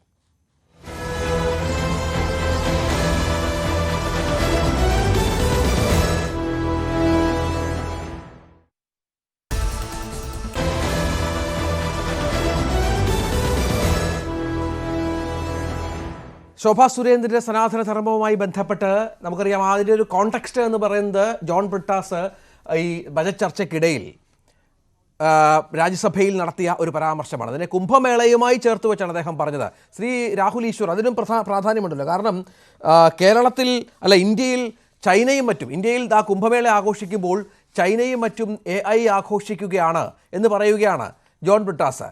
കുംഭമേള ഇവിടെ ആഘോഷിക്കപ്പെടുന്നു. അദ്ദേഹം പറഞ്ഞു വെച്ചത് കുംഭമേള ഉണ്ടായ മരണങ്ങൾ അതുമായി ബന്ധപ്പെട്ട ദുരന്തത്തെയൊക്കെ ചേർത്ത് വായിക്കുകയായിരുന്നു. അതിന് മറുപടി പറയുമ്പോഴാണ് ശോഭാ സുരേന്ദ്രൻ ഇത്തരത്തിൽ സംസാരിച്ചത് എന്നുകൂടി ചേർത്ത് വെക്കണം ഇതിനോട്. അല്ല, തീർച്ചയായും അതെ. ഇനിയും ബ്രിട്ടാസ് സാർ ആണെങ്കിലുമേ ബ്രിട്ടാസ് സാർ യഥാർത്ഥത്തിൽ ഒരു കമ്മ്യൂണിസ്റ്റ് സ്റ്റാൻഡ് പോയിന്റ് നിന്നാണ് സംസാരിക്കുന്നത്. ഞങ്ങളിൽ ചില ആൾക്കാരൊക്കെ വന്ന് ബ്രിട്ടാസ് സാർ മാമോ അല്ലെങ്കിൽ ബ്രിട്ടാസ് സാറിന്റെ ക്രിസ്ത്യൻ ബാക്ക്ഗ്രൗണ്ട് ഒക്കെ പറയുന്നുണ്ട്. ബ്രിട്ടാസ് സാർ ഒരു വിശ്വാസി അല്ലാത്ത നിലപാട് തന്നെയാണ് സംസാരിക്കുന്നത്. അദ്ദേഹത്തിന്റെ പരിപാടിക്കാൻ പോയപ്പോൾ ഒരിക്കൽ അദ്ദേഹത്തിനോട് പറഞ്ഞു, ഞാനങ്ങനെ, അതായത് ബ്രിട്ടാസ് സാർ അങ്ങനെ പള്ളിയിലൊന്നും പോകാറില്ല. ഞാൻ അപ്പോൾ അദ്ദേഹത്തോട് പറഞ്ഞു, സാറ് സ്ഥിരമായി പള്ളിയിൽ പോകണം, പള്ളി അമ്പലവും മോസ്കും ചർച്ചും ഒക്കെ നമുക്ക് വേണം, അതാണ് നമ്മുടെ സംസ്കാരം. അപ്പം ബ്രിട്ടാസ് സാർ ആണെങ്കിലും ഈ കുംഭമേളയൊക്കെ സെൻസിറ്റീവായ ഒരു വിഷയമാണ്. പ്രത്യേകിച്ച് 30 പേരോളം മരിച്ചു എന്നാണ് ഒഫീഷ്യൽ കൗണ്ട്. അതിലും കൂടുതലുണ്ടെന്ന് ചില കണക്കുകൾ പറയുന്നു. യോഗി ആദിത്യനാഥൊക്കെ വളരെ പബ്ലിക്കലി കരഞ്ഞ ഒരു സംഭവമാണ്, ഒരു ഹൈറ്റൻഡ് വികാരമാണ്. അപ്പം ചൈനയുമായിട്ടൊക്കെ കമ്പയർ ചെയ്ത് പറയുമ്പോൾ ഒരു ഇമോഷൻ ഉണ്ടായി. ശോഭാജിയുടെ ഇമോഷൻ നമുക്കെല്ലാം ഉണ്ടായി. അങ്ങനെ എന്തിനാണ് ബ്രിട്ടാസ് സാർ പറഞ്ഞത്? ബ്രിട്ടാസ് സാർ വലിയ ആദരണീയനാണ്, നമുക്കെല്ലാം അറിയുന്ന വലിയ ബഹുമാന്യനാണ്. പക്ഷേ ബ്രിട്ടാസ് സാറിനെ പോലും മുതിർന്ന മാധ്യമപ്രവർത്തകൻ ഇങ്ങനെ പറയുമ്പോൾ തിരിച്ചൊരു വിമർശനം ഉണ്ടാകുന്ന സ്വാഭാവികമാണ്. പക്ഷേ ബ്രിട്ടാസ് സാറിനെ പോലെ വലിയൊരാള് ആ കാര്യം കുറച്ചുകൂടി ഒന്ന് സെൻസിറ്റീവായിട്ട് ഹാൻഡിൽ ചെയ്യാറുണ്ട്. ബ്രിട്ടാസ് സാറിനെ ഇഷ്ടപ്പെടുകയും അദ്ദേഹത്തെയൊക്കെ കണ്ടു വളർന്നവരാണ് ഞാനടക്കമുള്ള, ഒരുപക്ഷെ താങ്കൾ അടക്കമുള്ളവരെല്ലാം അദ്ദേഹത്തിന്റെ ഒരുപാട് കാര്യങ്ങൾ കണ്ടു വളർന്നിട്ടുള്ളവരാണ്, അല്ലെങ്കിൽ കടന്ന് ഇവോൾവ് ചെയ്തിട്ടുള്ളവരാണ് നമ്മളെല്ലാം. അപ്പോൾ ഈ കുംഭമേളയാകട്ടെ, പരിശുദ്ധ മെക്ക ആകട്ടെ, അല്ലെങ്കിൽ വിശുദ്ധ വത്തിക്കാനാകട്ടെ, ഇതൊക്കെ കുറച്ച് സെൻസിറ്റീവായി നമ്മൾ എടുക്കേണ്ടതാണ്. പ്രത്യേകിച്ച് മരണം കൂടിയൊക്കെ കഴിയുമ്പോഴേ, നമ്മുടെ ശബരിമല ഇതേപോലെ 106 പേര് മരിച്ച ഒരു സംഭവം ഉണ്ടായി, നമ്മുടെ പുൽമേട് ദുരന്തം. അതിനുശേഷം നാഷണൽ മീഡിയ ഇരുന്നപ്പം 1-2 പേര് വളരെ ഒഫൻസീവായി സംസാരിച്ചു. അപ്പം നമ്മൾ വല്ലാതെ അജിറ്റേറ്റഡ് ആകും. ശോഭാജി ഒരു യഥാർത്ഥ വിശ്വാസിയാണ്, രാഷ്ട്രീയത്തിനപ്പുറം വിശ്വാസം മനസ്സിൽ സൂക്ഷിക്കുന്ന ഒരാളാണ്. നമ്മുടെ കുമ്മനം ചേട്ടനെ, ശ്രീ കുമ്മനം രാജശേഖരനെ പോലെയോ ശ്രീ സുരേഷ് ഗോപിയോ പോലെയൊക്കെ വിശ്വാസിയാണ് ആദ്യം, പിന്നീടേ അവർക്ക് രാഷ്ട്രീയമുള്ളൂ. അപ്പോൾ എല്ലാവരുടെയും ഭാഗത്തുനിന്ന് ഒരു മിതത്വം ഈ പ്രതികരണങ്ങൾക്ക് വേണം. അതിൽ ശോഭാജി റിയാക്ട് ചെയ്തതാണ്. എനിക്ക് ശോഭാജിയോട് പറയാനുള്ളതാണ്, നാളെ നമ്മുടെയൊക്കെ വലിയ നേതാവായി കാണുന്ന ആളാണ് ശ്രീമതി ശോഭാ സുരേന്ദ്രൻ. നമുക്കൊക്കെ എന്ത് പറയുമ്പോഴും വിളിക്കാനും ഊർജ്ജസ്വലമായി ഇറങ്ങി ഫൈറ്റിനിറങ്ങുന്ന ആളുമാണ്. ശോഭാജിയുടെയും കൂടി സ്റ്റേച്ചർ ഉയരത്തേ ഉള്ളൂ. ഈ വാക്കുകൾ ആർക്കെങ്കിലും വിഷമം തോന്നിയിട്ടുണ്ടെങ്കിൽ ഞാനത് പിൻവലിക്കുന്നു എന്നോ, അല്ലെങ്കിൽ കൊടിയേരി സഖാവിന്റെ വീട്ടുകാർക്കൊക്കെ വിഷമം തോന്നിയിട്ടുണ്ടെങ്കിൽ ഞാൻ പിൻവലിക്കുന്നു എന്നൊക്കെ പറയുന്നത്, ഇവരെല്ലാം നമ്മുടെ നാട്ടിൽ ഒരുമിച്ച് നമ്മൾ ജീവിക്കുന്നവരല്ലേ, നമ്മൾ അങ്ങോട്ടും ഇങ്ങോട്ടും കാണുന്നവരല്ലേ. അപ്പൊ ആരെങ്കിലും അങ്ങനെ ഒരു മരണം തുടങ്ങിയ കാര്യങ്ങളോ, മരണം, അസുഖം, കുട്ടികൾ, കുടുംബം, ഭാര്യ അല്ലെങ്കിൽ ഭർത്താവ്, കല്യാണം, ലൈംഗികത, സ്നേഹം, പ്രണയം തുടങ്ങിയ കാര്യങ്ങളെ നമ്മുടെ ചർച്ചകളിലേക്ക് കൊണ്ടുവരാതെ ആശയങ്ങളെ കണ്ട് ശക്തമായിട്ട് എതിർക്കുക. കൊടിയേരി സഖാവിന്റെ നിലപാടായിരുന്നു. കൊടിയേരി സഖാവിന് അക്രോസ് ദി പാർട്ടി, അദ്ദേഹത്തിന് എല്ലാ പാർട്ടിയിലും നല്ല ബന്ധങ്ങളുണ്ടായിരുന്നു. അപ്പൊ അദ്ദേഹം ചോദിക്കുമ്പോൾ പറയുന്ന നിലപാട്, കൊടിയേരി അല്ലെങ്കിൽ കുഞ്ഞാലിക്കുട്ടി സാറ് എല്ലാവരുടെയും നിലപാട്, വ്യക്തിപരമായ ബന്ധം ഞങ്ങൾക്കുണ്ട്, സൗഹൃദമുണ്ട്, ബഹുമാനമുണ്ട്, പക്ഷേ നിലപാടിന്റെ കാര്യത്തിൽ കാർക്കശ്യവും ഉണ്ട്. ആ ഒരു ബാലൻസ് അല്ലേ നമ്മൾ മെയിൻറ്റെയിൻ ചെയ്യേണ്ടത്. എനിക്ക് തോന്നുന്നു അതുകൊണ്ട് തന്നെയാണ് BJP-യിലുള്ള ഒരു വിഭാഗം നേതാക്കൾക്കും ശോഭാജി ഒരു പക്ഷേ ആദ്യം പറഞ്ഞ രീതിയിലാണ് അർത്ഥമെങ്കിൽ അത് പിൻവലിക്കണമെന്നൊരു നിലപാടായിരിക്കും അവരുടെ മനസ്സിൽ. അതെ, ഇന്നിപ്പോൾ കെ സുരേന്ദ്രൻ ആ വിഷയത്തിൽ പ്രതികരിച്ചപ്പോൾ മറുപടി ഇല്ല എന്ന് പറയുന്നു. BJP-യിൽ ഈ പ്രസ്താവനയിൽ അസംതൃപ്തി ഉണ്ടെന്ന് പറയുന്നു. നമുക്കറിയാം ഈ സനാതന ധർമ്മത്തെക്കുറിച്ച് രാഹുൽ ഒരുപാട് ചർച്ച നടക്കുന്ന ഒരു കാലമാണ്. അതിന് ഇടതുപക്ഷത്തിന്റെ വ്യാഖ്യാനം എന്താണെന്ന് നമുക്കറിയാം. അതുമായി ബന്ധപ്പെട്ട് പൊതുസമൂഹത്തിലും വലിയ ചർച്ചകൾ നടക്കുന്ന പശ്ചാത്തലമുണ്ട്. അവിടെ അതിനെ ഇങ്ങനെ മനുഷ്യന്റെ അവസ്ഥയുമായി ഒക്കെ ബന്ധപ്പെട്ട് കൂട്ടിച്ചേർക്കുമ്പോഴാണ് ഒരു പ്രശ്നം വരുന്നത്. ഒരു കാര്യം ആഡ് ചെയ്തോട്ടെ. ഇന്നലെ സാക്ഷാൽ ശ്രീ സുരേഷ് ഗോപി എന്ന് പറഞ്ഞാൽ സൂപ്പർ സ്റ്റാർ മമ്മൂട്ടി, മോഹൻലാൽ, സുരേഷ് ഗോപി എന്ന് പറഞ്ഞു പിടിച്ച നമ്മൾ, കേന്ദ്രമന്ത്രിയായ MP ആയ സുരേഷ് ഗോപി തികച്ചും നല്ല ഉദ്ദേശത്തോടെ ഒരു കാര്യം പറഞ്ഞപ്പോൾ അദ്ദേഹത്തിന് ഒരു ശരിയല്ലാത്ത വാക്ക് കയറി വന്നു. അദ്ദേഹം ഈ വിമർശനം ഉൾക്കൊണ്ട് അടുത്ത പരിപാടി ചെന്നപ്പോൾ ഞാനത് പിൻവലിക്കുകയാണെന്ന് പറഞ്ഞു. അത് ശ്രീ സുരേഷ് ഗോപിയെ കൊച്ചാക്കുകയല്ല, ശ്രീ സുരേഷ് ഗോപി ആ വിമർശനങ്ങൾ സ്വീകരിക്കുകയാണ്. മോദിജി എത്ര താല്പര്യത്തോടെ ആ കർഷക ബില്ല് അടക്കമുള്ള കാര്യങ്ങൾ കൊണ്ടുവന്നു, ലാൻഡ് ഓർഡിനൻസ് കൊണ്ടുവന്നു. നമ്മുടെ സിഖ് സമൂഹം കർഷക ബില്ലിൽ അതിശക്തമായി പോരാടി. അവസാനം മോദിജി ഒരു സിഖ് ഗുരുവിന്റെ ജന്മദിനത്തിൽ പറഞ്ഞു, ഞാൻ ഇത് പിൻവലിക്കുകയാണ്, എന്തെങ്കിലും ബുദ്ധിമുട്ടുണ്ടായാൽ ക്ഷമ ചോദിക്കുന്നു. ഇപ്പൊ നല്ല രാഷ്ട്രീയ നേതാക്കള് ഈ പണ്ടത്തെ നമ്മുടെ തൃശ്ശൂരിലെ ശക്തൻ തമ്പുരാനെ പോലെ അല്ല. നല്ല നേതാക്കൾ എന്ന് പറഞ്ഞാൽ നിലപാടുകളിൽ നയവും മയവും നന്മയും വേണം. നമുക്ക് തെറ്റിപ്പോയാൽ മാറ്റാൻ പറ്റണം. നമുക്ക് തെറ്റിപ്പോയാൽ മാറ്റാൻ പറ്റുന്നത് ഒരു നേതാവിന്റെ മഹത്വമാണ്. അല്ലാതെ ഞാനൊരു നിലപാടെടുത്തു, ഞാനൊരു വരി പറഞ്ഞു, ഇനി ഞാൻ ആ വരിയിൽ നിന്ന് മാറില്ല എന്ന് പറയുകയല്ല. ശരിയാണ്, നിങ്ങളുടെ ഭാഗത്തുനിന്ന് വിമർശനമുണ്ടല്ലേ, നമുക്ക് നോക്കാം, ഞാനൊന്ന് മാറാം. ശ്രീ പിണറായി വിജയൻ സഖാവും അതേപോലെ ശബരിമലയുടെ കാര്യത്തിൽ ഒരു മാറ്റിപ്പറച്ചിൽ ഇനിയെങ്കിലും ചെയ്യണമെന്നാണ് ഞങ്ങളടക്കം അഭ്യർത്ഥിക്കുന്നത്. ഇപ്പൊ അദ്ദേഹത്തിന്റെയും പാർട്ടിയുടെയും നിലപാടെല്ലാം വിശ്വാസികൾക്ക് അനുകൂലമാണ്. എനിക്ക് അന്ന് ഇങ്ങനെയായിരുന്നു എനിക്ക് തോന്നിയത്. മഹാത്മാഗാന്ധി ഒക്കെ അത് കൃത്യമായി ചെയ്യാറുണ്ടായിരുന്നു. മഹാത്മാഗാന്ധി പലപ്പോഴും തന്റെ നിലപാട് തെറ്റാണെങ്കിൽ പറയും സത്യമാണ് പ്രധാനം, എന്റെ നിലപാടല്ലെന്ന്. നമ്മൾ മനുഷ്യരല്ലേ, നമുക്ക് തെറ്റുപറ്റും. നമ്മളൊരു വിഷയത്തെ അനലൈസ് ചെയ്യുമ്പോൾ ഒരു അസസ്മെന്റ് നമുക്ക് തെറ്റുപറ്റി, ഒരു വർഷം കഴിഞ്ഞ് നമ്മൾ തിരിച്ചറിഞ്ഞു. ആ തിരിച്ചറിവിന്റെ ഭാഗമായി എനിക്ക് തെറ്റുപറ്റി, നിങ്ങൾ എന്നോട് ക്ഷമിക്കണം എന്ന് പറയുന്ന ഒരു മാന്യതയല്ലേ. അതുകൊണ്ട് ശോഭാജിയെ വ്യക്തിപരമായി വളരെ ഇഷ്ടമുള്ള, മാഡത്തിന്റെ പരിപാടികൾക്കെല്ലാം പോകുന്ന, സെക്രട്ടേറിയറ്റിന്റെ ഫ്രണ്ടിൽ ശോഭാജിയുടെ നിരാഹാരത്തിന് പോയി നേരിട്ട് കണ്ട് അഭിവാദ്യം അർപ്പിച്ച ഒരു വ്യക്തി എന്ന നിലയിൽ വളരെ ഇഷ്ടമുള്ള, മാതാ അമൃതാനന്ദയുടെ വിഷയത്തിലും അല്ലെങ്കിൽ ശബരിമല വിഷയത്തിലും ഒക്കെ ഞങ്ങൾ വിശ്വാസികൾക്കൊപ്പം കട്ടയ്ക്ക് നിന്ന ശോഭാജിയോടുള്ള അഭ്യർത്ഥന, അങ്ങനെ ആർക്കെങ്കിലും വിഷമം തോന്നിയിട്ടുണ്ടെങ്കിൽ ഞാനത് പിൻവലിക്കുന്നു എന്ന് പറഞ്ഞാൽ ശോഭാജിയോടുള്ള സ്നേഹവും ആദരവും ഞങ്ങൾക്ക് കൂടുകയുള്ളൂ. കൂടുതൽ റെസ്പോൺസിബിളായ, കൂടുതൽ ഉത്തരവാദിത്വമുള്ള, കൂടുതൽ വലിയ ഒരു വനിതാ നേതാവായിട്ട്, പ്രത്യേകിച്ച് വനിതാ നേതാക്കൾ കുറവാണ്. അതുകൊണ്ട് ശോഭാജി അത് എടുക്കണം. കോടിയേരി സഖാവിനോടും ശ്രീ പിണറായി വിജയൻ സഖാവിനോടും ഒരു വ്യക്തിപരമായി എന്താ പറയുക, ഒരു മമതയുണ്ടായിട്ടല്ല. പക്ഷെ അവരൊക്കെ കേരളം കണ്ട വലിയ നേതാക്കളാണ്. ബിനീഷിനെതിരെ ആണെങ്കിലും, ബിനീഷിനെതിരെ കുറെ ആരോപണങ്ങളേ ഉള്ളൂ, കോടതി ശിക്ഷിച്ചിട്ടില്ല. ബിനീഷിന്റെ ചേട്ടനെ ആണെങ്കിലും ആരോപണങ്ങളേ ഉള്ളൂ, ശിക്ഷിച്ചിട്ടില്ല. അപ്പൊ ഇത്തരം കാര്യങ്ങളിൽ നമ്മൾ കുറച്ചുകൂടെ ഒരു ഒരു ഒരു ഒരു ഒരു മയവും നയവും ഉള്ള നിലപാട്. ഇന്നലെ ശ്രീ സുരേഷ് ഗോപി എടുത്ത നിലപാട് തന്നെ വളരെ നല്ലതാണ്. അദ്ദേഹത്തിന്റെ ചില വാക്കുകൾ മനഃപൂർവ്വം കോണ്ടെക്സ്റ്റ് നടത്തി മാറ്റി ദുർവ്യാഖ്യാനം ചെയ്തു. ഞാനത് പിൻവലിക്കുന്നു. അപ്പൊ അങ്ങനെ ശോഭാജി പറയുമെന്നാണ് ഈ ഞങ്ങളുടെ ഇന്നത്തെ നമ്മുടെ ഈ പ്രതികരണത്തിലും അതിലൊരു പിന്നോട്ട് പോക്ക് എന്ന നിലപാട് പറഞ്ഞില്ല. ഭാഗത്തുണ്ടായി. ശ്രീത്ത് ഇന്നിപ്പോൾ ശോഭാ സുരേന്ദ്രൻ, താങ്കൾ ആ സമയത്ത് ചർച്ചയുടെ ഭാഗമായിരുന്നില്ല. അവർ പറഞ്ഞത്, നമ്മൾ ഈ മനസ്സിലാക്കിയത് മാധ്യമപ്രവർത്തകരുടെ ചോദ്യമൊക്കെ കോടിയേരിയുടെ രോഗത്തെക്കുറിച്ചോ പിണറായിയുടെ രോഗത്തെക്കുറിച്ചോ ആണോ താങ്കൾ പറഞ്ഞത് എന്ന് ചോദിച്ചു. അപ്പോൾ അങ്ങനെയല്ല എന്ന് അവർ പൂർണ്ണമായും പറഞ്ഞില്ല. പക്ഷെ നമ്മുടെ ചർച്ചയിൽ പറയുന്നത്, പിന്നീട് അവർക്കുണ്ടായ, കോടിയേരിയുടെ മക്കൾക്കുണ്ടായ കേസുകൾ, അതിൽ അദ്ദേഹം അനുഭവിച്ച വേദന, പിണറായിയുടെ മകളുമായി ബന്ധപ്പെട്ട കേസ്, അതിൽ അദ്ദേഹം അനുഭവിക്കുന്ന വേദന, അതൊക്കെ ഈ ശബരിമല നിലപാടുമായി ചേർത്ത് വെച്ചാണ് അവർ സംസാരിക്കുന്നത്. പിന്നോട്ട് പോകുന്നില്ല. ഈ സനാതനധർമ്മത്തെ നിഷേധിക്കുന്നതിൻ്റെയും ശബരിമലയിൽ സ്ത്രീ പ്രവേശനം നടത്തിയതിൻ്റെയും ഒക്കെ എന്താണ് ഒരു പ്രതിഫലനമാണ് ഇത്തരം കാര്യങ്ങളെന്ന് പറഞ്ഞു വെക്കുകയാണ് അവർ വീണ്ടും. നോക്കൂ രഞ്ജിത്ത്, ഇതിൽ ഒരു പ്രധാനപ്പെട്ട കാര്യം, ഒരു വ്യക്തി സനാതനധർമ്മത്തെ അധിക്ഷേപിച്ചതിൻ്റെ പേരിൽ അദ്ദേഹത്തിന് മരണമുണ്ടായി എന്ന് പറയുകയോ അദ്ദേഹത്തിന് രോഗമുണ്ടായി എന്ന് പറയുകയോ ചെയ്തു കഴിഞ്ഞാൽ അത് അങ്ങേയറ്റത്തെ തെറ്റാണ്. അക്കാര്യത്തിൽ യാതൊരു വിധത്തിലുള്ള സംശയവുമില്ല. അപ്പോൾ ഇവിടെ ശ്രീമതി ശോഭാ സുരേന്ദ്രൻ സംസാരിക്കുന്നതിൻ്റെ വീഡിയോ ഞാൻ കണ്ടിരുന്നു. അപ്പോൾ ആ വീഡിയോയിൽ അവർ സനാതനധർമ്മത്തിനെ ശ്രീ കോടിയേരി ബാലകൃഷ്ണനും ശ്രീ പിണറായി വിജയനും അതിനെ അവഹേളിച്ചിട്ടുണ്ട് എന്ന് പറയുന്നുണ്ട്. അത് പറഞ്ഞതിന് ശേഷം ശ്രീ കോടിയേരി ബാലകൃഷ്ണൻ ഇന്ന് നമ്മളോടൊപ്പം ഇല്ല. അദ്ദേഹം എത്ര വേദനയാണ് അവസാന കാലത്ത് അനുഭവിച്ചത് എന്ന് പറയുന്നു. പിന്നീടാണ് മുഖ്യമന്ത്രി ശ്രീ പിണറായി വിജയൻ യോഗങ്ങൾക്കും മറ്റും പോകുന്ന സമയത്ത് ഇതര സംസ്ഥാനങ്ങളിലെ മുഖ്യമന്ത്രിമാരടക്കം അദ്ദേഹത്തെ പരിഹസിക്കുകയാണ് എന്ന് പറയുന്നത്. അപ്പോൾ അത് കഴിഞ്ഞ ഉടനെ തന്നെ ഒരു മാധ്യമപ്രവർത്തകൻ രോഗവുമായി ബന്ധപ്പെട്ടിട്ടാണോ ഇത് എന്ന് ചോദിക്കുന്ന സമയത്ത് ആ സമയത്ത് തന്നെ അവരൊരു ക്ലാരിഫിക്കേഷൻ കൊടുക്കുന്നുണ്ട്. രോഗത്തെക്കുറിച്ചാണോ ഞാൻ പറഞ്ഞത്, പിണറായി വിജയൻ്റെ രോഗത്തിനെക്കുറിച്ച് എനിക്ക് അറിയില്ല എന്നവർ പറയുന്നുണ്ട്. അപ്പോൾ അങ്ങനെയാണ് എങ്കിൽ ഒരുപക്ഷെ രോഗത്തിനെക്കുറിച്ച് ആവില്ല അവർ ഉദ്ദേശിച്ചിരിക്കുന്നത്, മറ്റു രീതിയിലത്തേക്കുള്ള മനപ്രയാസം എന്തെങ്കിലും അവർക്കുണ്ട് എന്ന രീതിയിലാവാം. അപ്പോൾ ഒരുപക്ഷെ ഇന്ന് അതായിരിക്കും താങ്കൾ പറഞ്ഞത്. ഞാനത് കണ്ടില്ല. താങ്കൾ പറഞ്ഞത് ഈ ചർച്ചയിൽ ഇതിനോടകം തന്നെ അവരുടെ ഭാഗത്തു നിന്ന് വന്നിരിക്കുന്ന വിശദീകരണത്തിൽ അവർ പറഞ്ഞിരിക്കുന്നത് മക്കളുമായി ബന്ധപ്പെട്ട കേസ്, രണ്ടാമത്തേത് ശ്രീ പിണറായി വിജയൻ്റേത് എന്താണ് വിശദീകരണമെന്ന് എനിക്കറിയില്ല.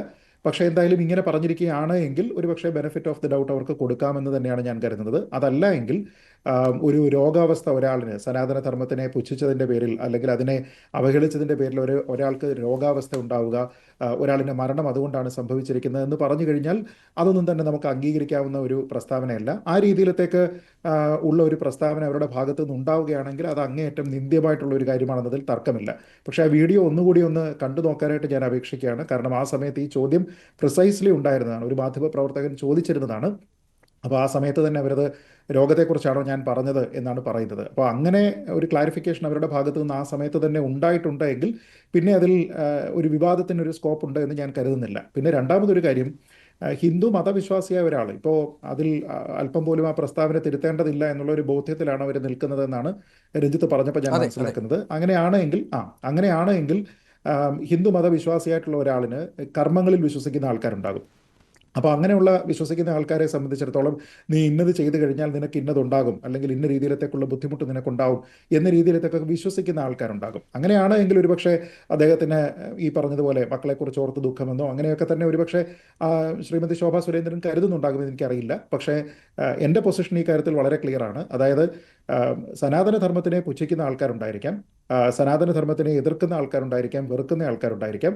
പക്ഷേ അവർക്ക് ഏതെങ്കിലും രീതിയിലത്തേക്കുള്ള ദോഷമുണ്ടാകണമെന്ന രീതിയിലോ അവർക്ക് അസുഖം ഉണ്ടാകണമെന്ന രീതിയിലോ അവർ മരിച്ചു പോകണമെന്ന രീതിയിലത്തേക്കോ ആരും തന്നെ കരുതും എന്ന് ഞാൻ കരുതുന്നില്ല. അങ്ങനെ ആരെങ്കിലും കരുതുന്നുണ്ടെങ്കിൽ തെറ്റാണ്.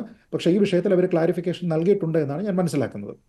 ശ്രീത്ത്, മറ്റൊരു പ്രധാനപ്പെട്ട കാര്യം ഈ ഇതിൻ്റെ ഒരു പ്രസ്താവനയ്ക്ക് കൂടി അതിൻ്റെ ഒരു കോൺടെക്സ്റ്റ് കൂടി ഉണ്ട്. അതായത് ബജറ്റുമായി ബന്ധപ്പെട്ട ഒരു പ്രസംഗം, അതിൻ്റെ തുടർ പ്രസംഗത്തിൽ ജോൺ ബ്രിട്ടാസ് പറയുകയാണ് കുംഭമേള ഇവിടെ ആഘോഷിക്കപ്പെടുന്നു, ചൈനയൊക്കെ ആഘോഷിക്കുന്നത് AI ആണ്, ഇവിടെ നമ്മൾ കുംഭമേള ആഘോഷിക്കാനാണ് പണം മുടക്കുന്നത് എന്ന് പറഞ്ഞു വെക്കുകയാണ്. അത് അത്തരമൊരു ചോദ്യം ചെന്നപ്പോഴാണ് പ്രകോപിതയാവുകയും ശോഭാ സുരേന്ദ്രൻ ഇടതുപക്ഷത്തെ ഇപ്പോൾ കോടിയേരി ബാലകൃഷ്ണനെയും പിണറായി വിജയനെയും ഒപ്പം ജോൺ ബ്രിട്ടാസിനെയും ഒക്കെ വല്ലാത്ത രീതിയിൽ വിമർശിക്കുന്നത് എന്നുള്ളതും കൂടെ ഇതിനോട് ചേർത്ത് വെക്കണം. നിശ്ചയമായും നോക്കൂ, ഇത് ജോൺ ബ്രിട്ടാസിന്റെ ഭാഗത്തു നിന്നുണ്ടായിരിക്കുന്ന വളരെ അപക്വമായിട്ടുള്ള ഒരു പ്രസ്താവനയാണ്. കാരണം അദ്ദേഹം കമ്പയർ ചെയ്യുകയായിരുന്നുവെങ്കിൽ ചൈനയിൽ നടക്കുന്ന ഒരു മത ആഘോഷത്തിനെ പറ്റി അതിനെ ഇന്ത്യയിൽ നടക്കുന്ന ഒരു മതാഘോഷവുമായിട്ട് വേണമായിരുന്നു അദ്ദേഹം കമ്പയർ ചെയ്യാൻ. നമ്മളെപ്പോഴും പറയില്ലേ, കമ്പയർ ആപ്പിൾസ് വിത്ത് ആപ്പിൾസ്, അല്ലാതെ നോട്ട് വിത്ത് ഓറഞ്ചസ് എന്ന് നമ്മൾ പറയുന്നത് പോലെ സാങ്കേതിക വിദ്യയിൽ ഒരു രാജ്യത്തിനുണ്ടാകുന്ന പുരോഗതിയെപ്പറ്റി മറ്റൊരു രാജ്യത്ത് അതിൻ്റെ സംസ്കാരത്തിൻ്റെ അല്ലെങ്കിൽ അതിൻ്റെ മതത്തിൻ്റെ ഭാഗമായിട്ടുള്ള ഒരു സെലിബ്രേഷനുമായിട്ട് തുലനം ചെയ്യുന്നത് കൊണ്ട് എന്താണ് നേടുന്നത് എന്ന് എനിക്കറിയില്ല. അപ്പോൾ അങ്ങനെയാണ് നമ്മൾ കമ്പാരിസൺ ഡ്രോ ചെയ്യുന്നത് എങ്കിൽ നമുക്ക് പറയാവുന്ന നിരവധി മാതൃകകളുണ്ട്. ഇപ്പോൾ ഉദാഹരണത്തിന് ചൈനയിൽ വളരെ വിശാലമായിട്ടുള്ള റോഡുകളുണ്ട്, നല്ല രീതിയിലത്തേക്കുള്ള പബ്ലിക് ട്രാൻസ്പോർട്ട് സിസ്റ്റം ഉണ്ട്, നല്ല രീതിയിലത്തേക്കുള്ള പ്രൈവറ്റ് ട്രാൻസ്പോർട്ട് ഉണ്ട്, ആൾക്കാർക്ക് നിരവധി വാഹനങ്ങളുണ്ട്. അങ്ങനെ നോക്കിക്കഴിഞ്ഞാൽ നമ്മുടെ നാട്ടിലെ കമ്മ്യൂണിസ്റ്റുകാർ ചെയ്യുന്നത് എന്താ? വഞ്ചിയൂരിലെ റോഡ് കെട്ടി അടച്ചതിന് ശേഷം പാർട്ടി സമ്മേളനം നടത്തുകയല്ലേ. അപ്പോൾ ചൈന എന്ത് ചിന്തിക്കുന്നു, കേരളത്തിലുള്ള കമ്മ്യൂണിസ്റ്റുകാർ എന്ത് ചിന്തിക്കുന്നു എന്നൊക്കെ ചോദിച്ചു കഴിഞ്ഞാൽ ഇതൊന്നും ശരിയായ രീതി അതൊരു പക്ഷേ ശരിയായ കമ്പാരിസൺ ആയിരിക്കാം. പക്ഷേ അദ്ദേഹം പറയുന്നത് തെറ്റാണ്. ഇവിടെ നമ്മുടെ ധർമ്മത്തിൻ്റെ ഭാഗമായിട്ടുള്ള ഒരു സെലിബ്രേഷൻ, ആ സെലിബ്രേഷൻ എന്ന് പറയുന്നത് ഒരുപക്ഷെ രേഖപ്പെടുത്തപ്പെട്ട ചരിത്രത്തിനേക്കാളും പഴക്കമുള്ള ഒരു സെലിബ്രേഷനാണ്. അങ്ങനെയുള്ള ഒരു സെലിബ്രേഷൻ നടക്കുന്നത് നമ്മുടെ ഒരു സാംസ്കാരിക വൈവിധ്യം എന്ന രീതിയിലത്തേക്ക് ലോകരാജ്യങ്ങളിൽ നിന്നുള്ള ആൾക്കാർ വരെ കാണുന്നുണ്ട്. പക്ഷേ നമ്മുടെ നാട്ടിലുള്ള ആൾക്കാരെ സംബന്ധിച്ചിടത്തോളം എന്താണ് അതിനെ ആ രീതിയിലത്തേക്ക് കാണാനായിട്ട് സാധിക്കാത്തത് എന്നുള്ള ഒരു ചോദ്യം. രണ്ട്, ചൈന പോലെയുള്ള ഒരു രാജ്യത്ത് ഇതേപോലെയുള്ള ഒരു മതാചാരം സാധ്യമാണോ എന്നുള്ളത് ആലോചിച്ച് നോക്കുക. ഇന്ത്യയിൽ ഇത് സാധ്യമാകുന്നത് എന്തുകൊണ്ടാണ്? ഇന്ത്യ ഭരണഘടനാപരമായിട്ട് തന്നെ നമുക്ക് മതസ്വാതന്ത്ര്യവും ആരാധനാ സ്വാതന്ത്ര്യവും വിശ്വാസ സ്വാതന്ത്ര്യവും ആചാര സ്വാതന്ത്ര്യവും നൽകുന്നുകൊണ്ടാണ്, അല്ലേ? ആർട്ടിക്കിൾ 25, 26 ഉള്ളതുകൊണ്ടാണ് കുംഭമേള നടക്കുന്നത്. ചൈനയിൽ വ്യക്തിസ്വാതന്ത്ര്യമാണെങ്കിലും മതസ്വാതന്ത്ര്യമാണെങ്കിലും ഒക്കെ തന്നെ പരിമിതമാണ്. അഭിപ്രായ സ്വാതന്ത്ര്യത്തിന് കൂടുതൽ വിലക്കുകളുണ്ട്. അപ്പോൾ അങ്ങനെയുള്ള ഒരു രാജ്യത്ത് ഒരുപക്ഷെ ഇത് സാധ്യമല്ല. ഇനി ആർട്ടിഫിഷ്യൽ ഇൻ്റലിജൻസ് കുംഭമേളയിൽ ഉപയോഗിക്കുന്നുണ്ട്. ഏതാണ്ട് 3000-ഓളം ആർട്ടിഫിഷ്യൽ ഇൻ്റലിജൻസ് ക്യാമറകൾ അവിടെ ഉപയോഗിക്കുന്നുണ്ട്, അണ്ടർ വാട്ടർ ഡ്രോണുകൾ ഉപയോഗിക്കുന്നുണ്ട്, സർവൈലൻസ് ഡ്രോണുകൾ ഉപയോഗിക്കുന്നുണ്ട്. അതുകൂടാതെ അവിടെ വരുന്ന പിൽഗ്രിംസിന് ഏറ്റവും സഹായകമാകുന്നത് സഹായക് എന്ന പേരിലുള്ള ഒരു AI ആപ്പാണ്. എല്ലാ വിധത്തിലുള്ള ഇൻ്റഗ്രേഷൻസുമുള്ള ഇന്ത്യയിലുള്ള വിവിധ ഏതാണ്ട് 1 ഡസനോളം ലാംഗ്വേജുകൾ അതിൽ കമ്മ്യൂണിക്കേറ്റ് ചെയ്യാൻ കഴിയുന്ന, ടെക്സ്റ്റലായിട്ടും വോയിസ് കൊണ്ട് നിങ്ങൾക്ക് കമ്മ്യൂണിക്കേറ്റ് ചെയ്യാൻ കഴിയുന്ന, കുംഭമേളയുമായി ബന്ധപ്പെട്ട A to Z എല്ലാ കാര്യങ്ങളും അറിയാൻ കഴിയുന്ന രീതിയിലത്തേക്കുള്ള ഒരു ആപ്പ് അവിടെ വികസിപ്പിച്ചിട്ടുണ്ട്. അപ്പോൾ കുംഭമേളയിൽ പോലും ആർട്ടിഫിഷ്യൽ ഇൻ്റലിജൻസിനുള്ള ഒരു സ്കോപ്പ് കണ്ടെത്തിയിരിക്കുന്ന ഒരു രാജ്യമാണ് നമ്മുടേത്. പക്ഷേ അതേസമയം നമ്മളുടെ വളരെ പരമ്പരാഗതമായിട്ടുള്ള വളരെ ട്രഡീഷണൽ ആയിട്ടുള്ള ഒരു സാംസ്കാരിക വൈവിധ്യത്തിനെ നമ്മൾ അതേപോലെ തന്നെ സെലിബ്രേറ്റ് ചെയ്യുകയുമാണ്. അപ്പോൾ ഇതൊക്കെ മിസ്പ്ലേസ്ഡ് ആയിട്ടുള്ള കമ്പാരിസൺസ് ആണ്. എന്തിനാണ് ശ്രീ ജോൺ ബ്രിട്ടാസ് ഒരുപക്ഷെ ഇങ്ങനെയൊക്കെ പറയുന്നതെന്ന് എനിക്കറിയില്ല. ഞാനിത് മാതൃഭൂമിയിലാണ് വായിക്കുന്നത്. എനിക്ക് സത്യം പറഞ്ഞാൽ ആ സമയത്ത് തോന്നിയത് അവിശ്വാസമാണ്. ഇങ്ങനെയൊക്കെ അദ്ദേഹം പറയുമോ എന്നൊക്കെ തോന്നിപ്പോയി. കാരണം നമുക്കറിയാവുന്നതുപോലെ ഇടതുപക്ഷത്ത് നിന്നുള്ള അല്ലെങ്കിൽ പ്രതിപക്ഷ ബെഞ്ചിലുള്ള അത്യാവശ്യം സെൻസിബിളായി സംസാരിക്കുന്ന എന്ന് നമ്മൾ പ്രതീക്ഷിക്കുന്ന ഒരു വ്യക്തിയാണ്. അദ്ദേഹം ഈ രീതിയിലത്തേക്കുള്ള കമ്പാരിസൺസ് ഒക്കെ കൊണ്ടുവരികയും അനാവശ്യമായിട്ട് മതത്തിനെ ഇവിടേക്ക് കൊണ്ടുവരികയും ഒക്കെ ചെയ്യുന്നത് അങ്ങേയറ്റം അധാർമികമാണ്, തെറ്റായിട്ടുള്ള ഒരു കാര്യമാണ്. കുംഭമേള നടത്തിയത് കൊണ്ട് എന്തെങ്കിലും രീതിയിലത്തേക്കുള്ള പ്രോബ്ലം ഉണ്ടോ? ഇപ്പോൾ അതിലേക്ക് കേന്ദ്ര സർക്കാരോ സംസ്ഥാന സർക്കാരോ ഒക്കെ തന്നെ ഇൻവെസ്റ്റ് ചെയ്യുന്നുണ്ടായിരിക്കും. അതുവഴി എന്തുമാത്രം പണം ഈ സിസ്റ്റത്തിൻ്റെ ഭാഗമായിട്ട് തിരികെ കിട്ടുന്നുണ്ട് എന്നുള്ളത് ആലോചിച്ച് നോക്കുക. ഇവിടെയുള്ള ട്രാൻസ്പോർട്ടേഷൻ സിസ്റ്റം വഴി ഇവിടെ ഉണ്ടാകുന്ന ജനറേറ്റ് ചെയ്യപ്പെടുന്ന പണം, അതിപ്പോൾ റെയിൽവേ ആണെങ്കിലായിക്കോട്ടെ, ഫ്ലൈറ്റ് ആയിക്കോട്ടെ, മറ്റു മാർഗ്ഗങ്ങളായിക്കോട്ടെ, അത് ഉണ്ടാകുന്നതൊക്കെ തന്നെ നമ്മളൊന്ന് ആലോചിച്ച് നോക്കുക. അങ്ങനെ നോക്കിക്കഴിഞ്ഞാൽ ഫൈനാൻഷ്യലായിട്ടുള്ള ഒരു ആംഗിൾ പോലുമുള്ള ഒരു മേളയാണ്. അതല്ലാതെ കേവലം അവിടേക്ക് ഈ പറയുന്ന നാഗസന്യാസിമാർ വന്ന് മുങ്ങിയിട്ട് തിരിച്ചു പോകുന്നു എന്ന മാത്രം രീതിയിലത്തേക്കല്ല ഇന്നതിനെ കാണേണ്ടത്. അതുകൊണ്ടാണ് ഞാൻ ഈ പറഞ്ഞിരിക്കുന്ന സാങ്കേതിക വിദ്യയൊക്കെ തന്നെ നമ്മളെ അസിസ്റ്റ് ചെയ്യുന്ന രീതിയിലത്തേക്ക് മാറിയിരിക്കുന്ന ഒരു സെലിബ്രേഷനാണ്. ആ സെലിബ്രേഷനോട് എന്ത് രീതിയിലത്തേക്കുള്ള വിരോധമാണ് ഉണ്ടാകേണ്ടത്? ഇത് ഒരു പക്ഷേ പലപ്പോഴും ഇടതുപക്ഷത്തു നിന്നുള്ള അല്ലെങ്കിൽ പ്രതിപക്ഷത്തു നിന്നുള്ള പല ആൾക്കാരും ഒരു രാഷ്ട്രീയമായിട്ടുള്ള ഒരു പൊളിറ്റിക്കൽ ടൂളായിട്ടൊരു വിമർശനത്തിനെ കൊണ്ടുവന്ന് അതിനെ പറഞ്ഞ് ഹിന്ദു വിരുദ്ധതയാക്കി മാറ്റുന്ന ഒരു കാര്യമുണ്ട്. ഇപ്പോൾ ഉദാഹരണത്തിന് നിങ്ങൾക്ക് പാർലമെന്റിന്റെ പുതിയ ബിൽഡിങ്ങിലേക്ക് മാറുന്ന സമയത്ത് അതിൻ്റെ ഇനോഗ്രേഷന്റെ ഭാഗമായിട്ട് സന്യാസികളെ ഇവിടെ കൊണ്ടുപോകുന്നതിനെ രാഷ്ട്രീയമായി നിങ്ങൾക്ക് വിമർശിക്കാം, ഒരു പ്രശ്നവുമില്ല. പക്ഷേ ആ വിമർശനം BJPക്ക് നേരെ ആയിരിക്കണം. അല്ലാതെ ആ സന്യാസിമാരെയോ അവർ പിന്തുടരുന്ന സമ്പ്രദായത്തിനെയോ അവരുടെ സ്കൂൾ ഓഫ് സന്യാസം ഇതിനെ അല്ല നിങ്ങൾ വിമർശിക്കേണ്ടത്. അപ്പോൾ ഇതിൽ നിങ്ങൾ ചെയ്യുന്നത് BJPയെ വിമർശിച്ച് അതിനെ അവസാനം ഹിന്ദു വിമർശനം എന്ന രീതിയിലത്തേക്ക് മാറ്റുന്ന ഒരു പതിവ് ഇവിടെ ഉണ്ട്. ഇവിടെ അതേപോലെ തന്നെ ചൈനയെ നിങ്ങൾക്ക് പ്രകീർത്തിക്കണോ, പ്രകീർത്തിച്ചോളൂ. സാങ്കേതികമായിട്ട് AI രംഗത്ത് ഇന്ത്യ ചൈനയോടൊപ്പം വന്നിട്ടില്ല എന്നുള്ളതാണ് നിങ്ങളുടെ വിമർശനമെങ്കിൽ ശരി, നിലവിലത്തെ സാഹചര്യത്തിൽ വാലിഡ് ആയിട്ടുള്ള വിമർശനമാണ്, നിങ്ങൾ വിമർശിച്ചോളൂ. സർക്കാർ കൂടുതലായിട്ട് ആ രംഗത്തേക്ക് വരട്ടെ, അതിലുള്ള നിക്ഷേപം കുറവാണ്, നിങ്ങൾ പറഞ്ഞോളൂ, ജസ്റ്റിഫൈഡ് ആണ്, കുഴപ്പമൊന്നുമില്ല. പക്ഷെ ഞാൻ പറഞ്ഞു, എവിടെ നിന്നാണ് ഈ കുംഭമേള വരുന്നത്? കുംഭമേള അതിൽ എവിടെ നിന്നാണ് വരുന്നത്? അതാണ് നമ്മൾ ഈ പറഞ്ഞത്, ലൈക്ക് ടു ലൈക്ക് കമ്പാരിസൺ നടത്തുന്നതിന് പകരം അദ്ദേഹം ഇവിടെ കൊണ്ടുവന്നിരിക്കുന്നത് അനാവശ്യമായിട്ടുള്ള കോൺടെക്സ്റ്റ് ഒരു കാര്യത്തിനെ കൊണ്ടുവരികയാണ്. അപ്പോൾ ഇവിടെയുള്ള ആൾക്കാരുടെ മതസ്വാതന്ത്ര്യം പരിരക്ഷിക്കേണ്ട എന്നൊരു ചിന്ത അവർക്കുണ്ടോ? അപ്പോൾ അങ്ങനെ നോക്കുന്ന സമയത്താണ് നമ്മൾ ശബരിമലയുമായി ബന്ധപ്പെട്ട ആചാരങ്ങൾ നോക്കുകയാണെങ്കിൽ ഒരു ക്ഷേത്രവുമായി ബന്ധപ്പെട്ട വിശ്വാസ പദ്ധതികളുമായി ബന്ധപ്പെട്ട അവിടേക്ക് പ്രവേശനം കാക്ഷിക്കുന്നത് ആരാണ്? അതിലുള്ള വിശ്വാസികളാണ്. അത് അന്ന് വളരെ ക്ലിയറായിട്ടുള്ള ഒരു പൊസിഷൻ അന്ന് ദേവസ്വം മന്ത്രിയായിരുന്ന ശ്രീ കടകംപള്ളി സുരേന്ദ്രൻ പറഞ്ഞിരുന്നു, ആക്ടിവിസ്റ്റുകൾക്ക് വരാനുള്ള സ്ഥലമല്ല ശബരിമല, കാരണം അവിടെ വിശ്വാസികളായിട്ടുള്ള ആൾക്കാരാണ് വരുന്നത്. എന്താണ് അവിടുത്തെ വിശ്വാസം? യുവതികൾക്ക് അവിടെ പോവുക എന്നുള്ളതല്ല ആ ക്ഷേത്രത്തിന്റെ വിശ്വാസം. അതേപോലെ പുരുഷന്മാർക്ക് വിലക്കുകളുള്ള ക്ഷേത്രങ്ങളുണ്ട്, സ്ത്രീകൾക്ക് വിലക്കുകളുള്ള ക്ഷേത്രങ്ങളുണ്ട്. ഇതൊക്കെ ഒരു ആചാര വൈവിധ്യത്തിന്റെ ഭാഗമായിട്ടാണ്. അല്ലാതെ ഈ ഒരു മതത്തിൽ അല്ലെങ്കിൽ ഈ ഒരു സമ്പ്രദായത്തിൽ ഇന്ന ജെൻഡറിലുള്ള ആൾക്കാർക്ക് ഒരിക്കലും പ്രവേശനമില്ല, അങ്ങനെയൊന്നുമല്ല. അങ്ങനെയുള്ള നിരവധിയായിട്ടുള്ള ആചാരങ്ങളുണ്ട്. ഇതിലൊക്കെ നിങ്ങൾ ലോജിക്ക് തപ്പാൻ പോവുകയാണോ? ശരി, തിരിച്ചു വരാം. തുടരുക. ശ്രീമതി ധന്യാരാമനിലേക്ക് വളരെ പെട്ടെന്ന് ഒരു ഇടവേളയ്ക്ക് ശേഷം.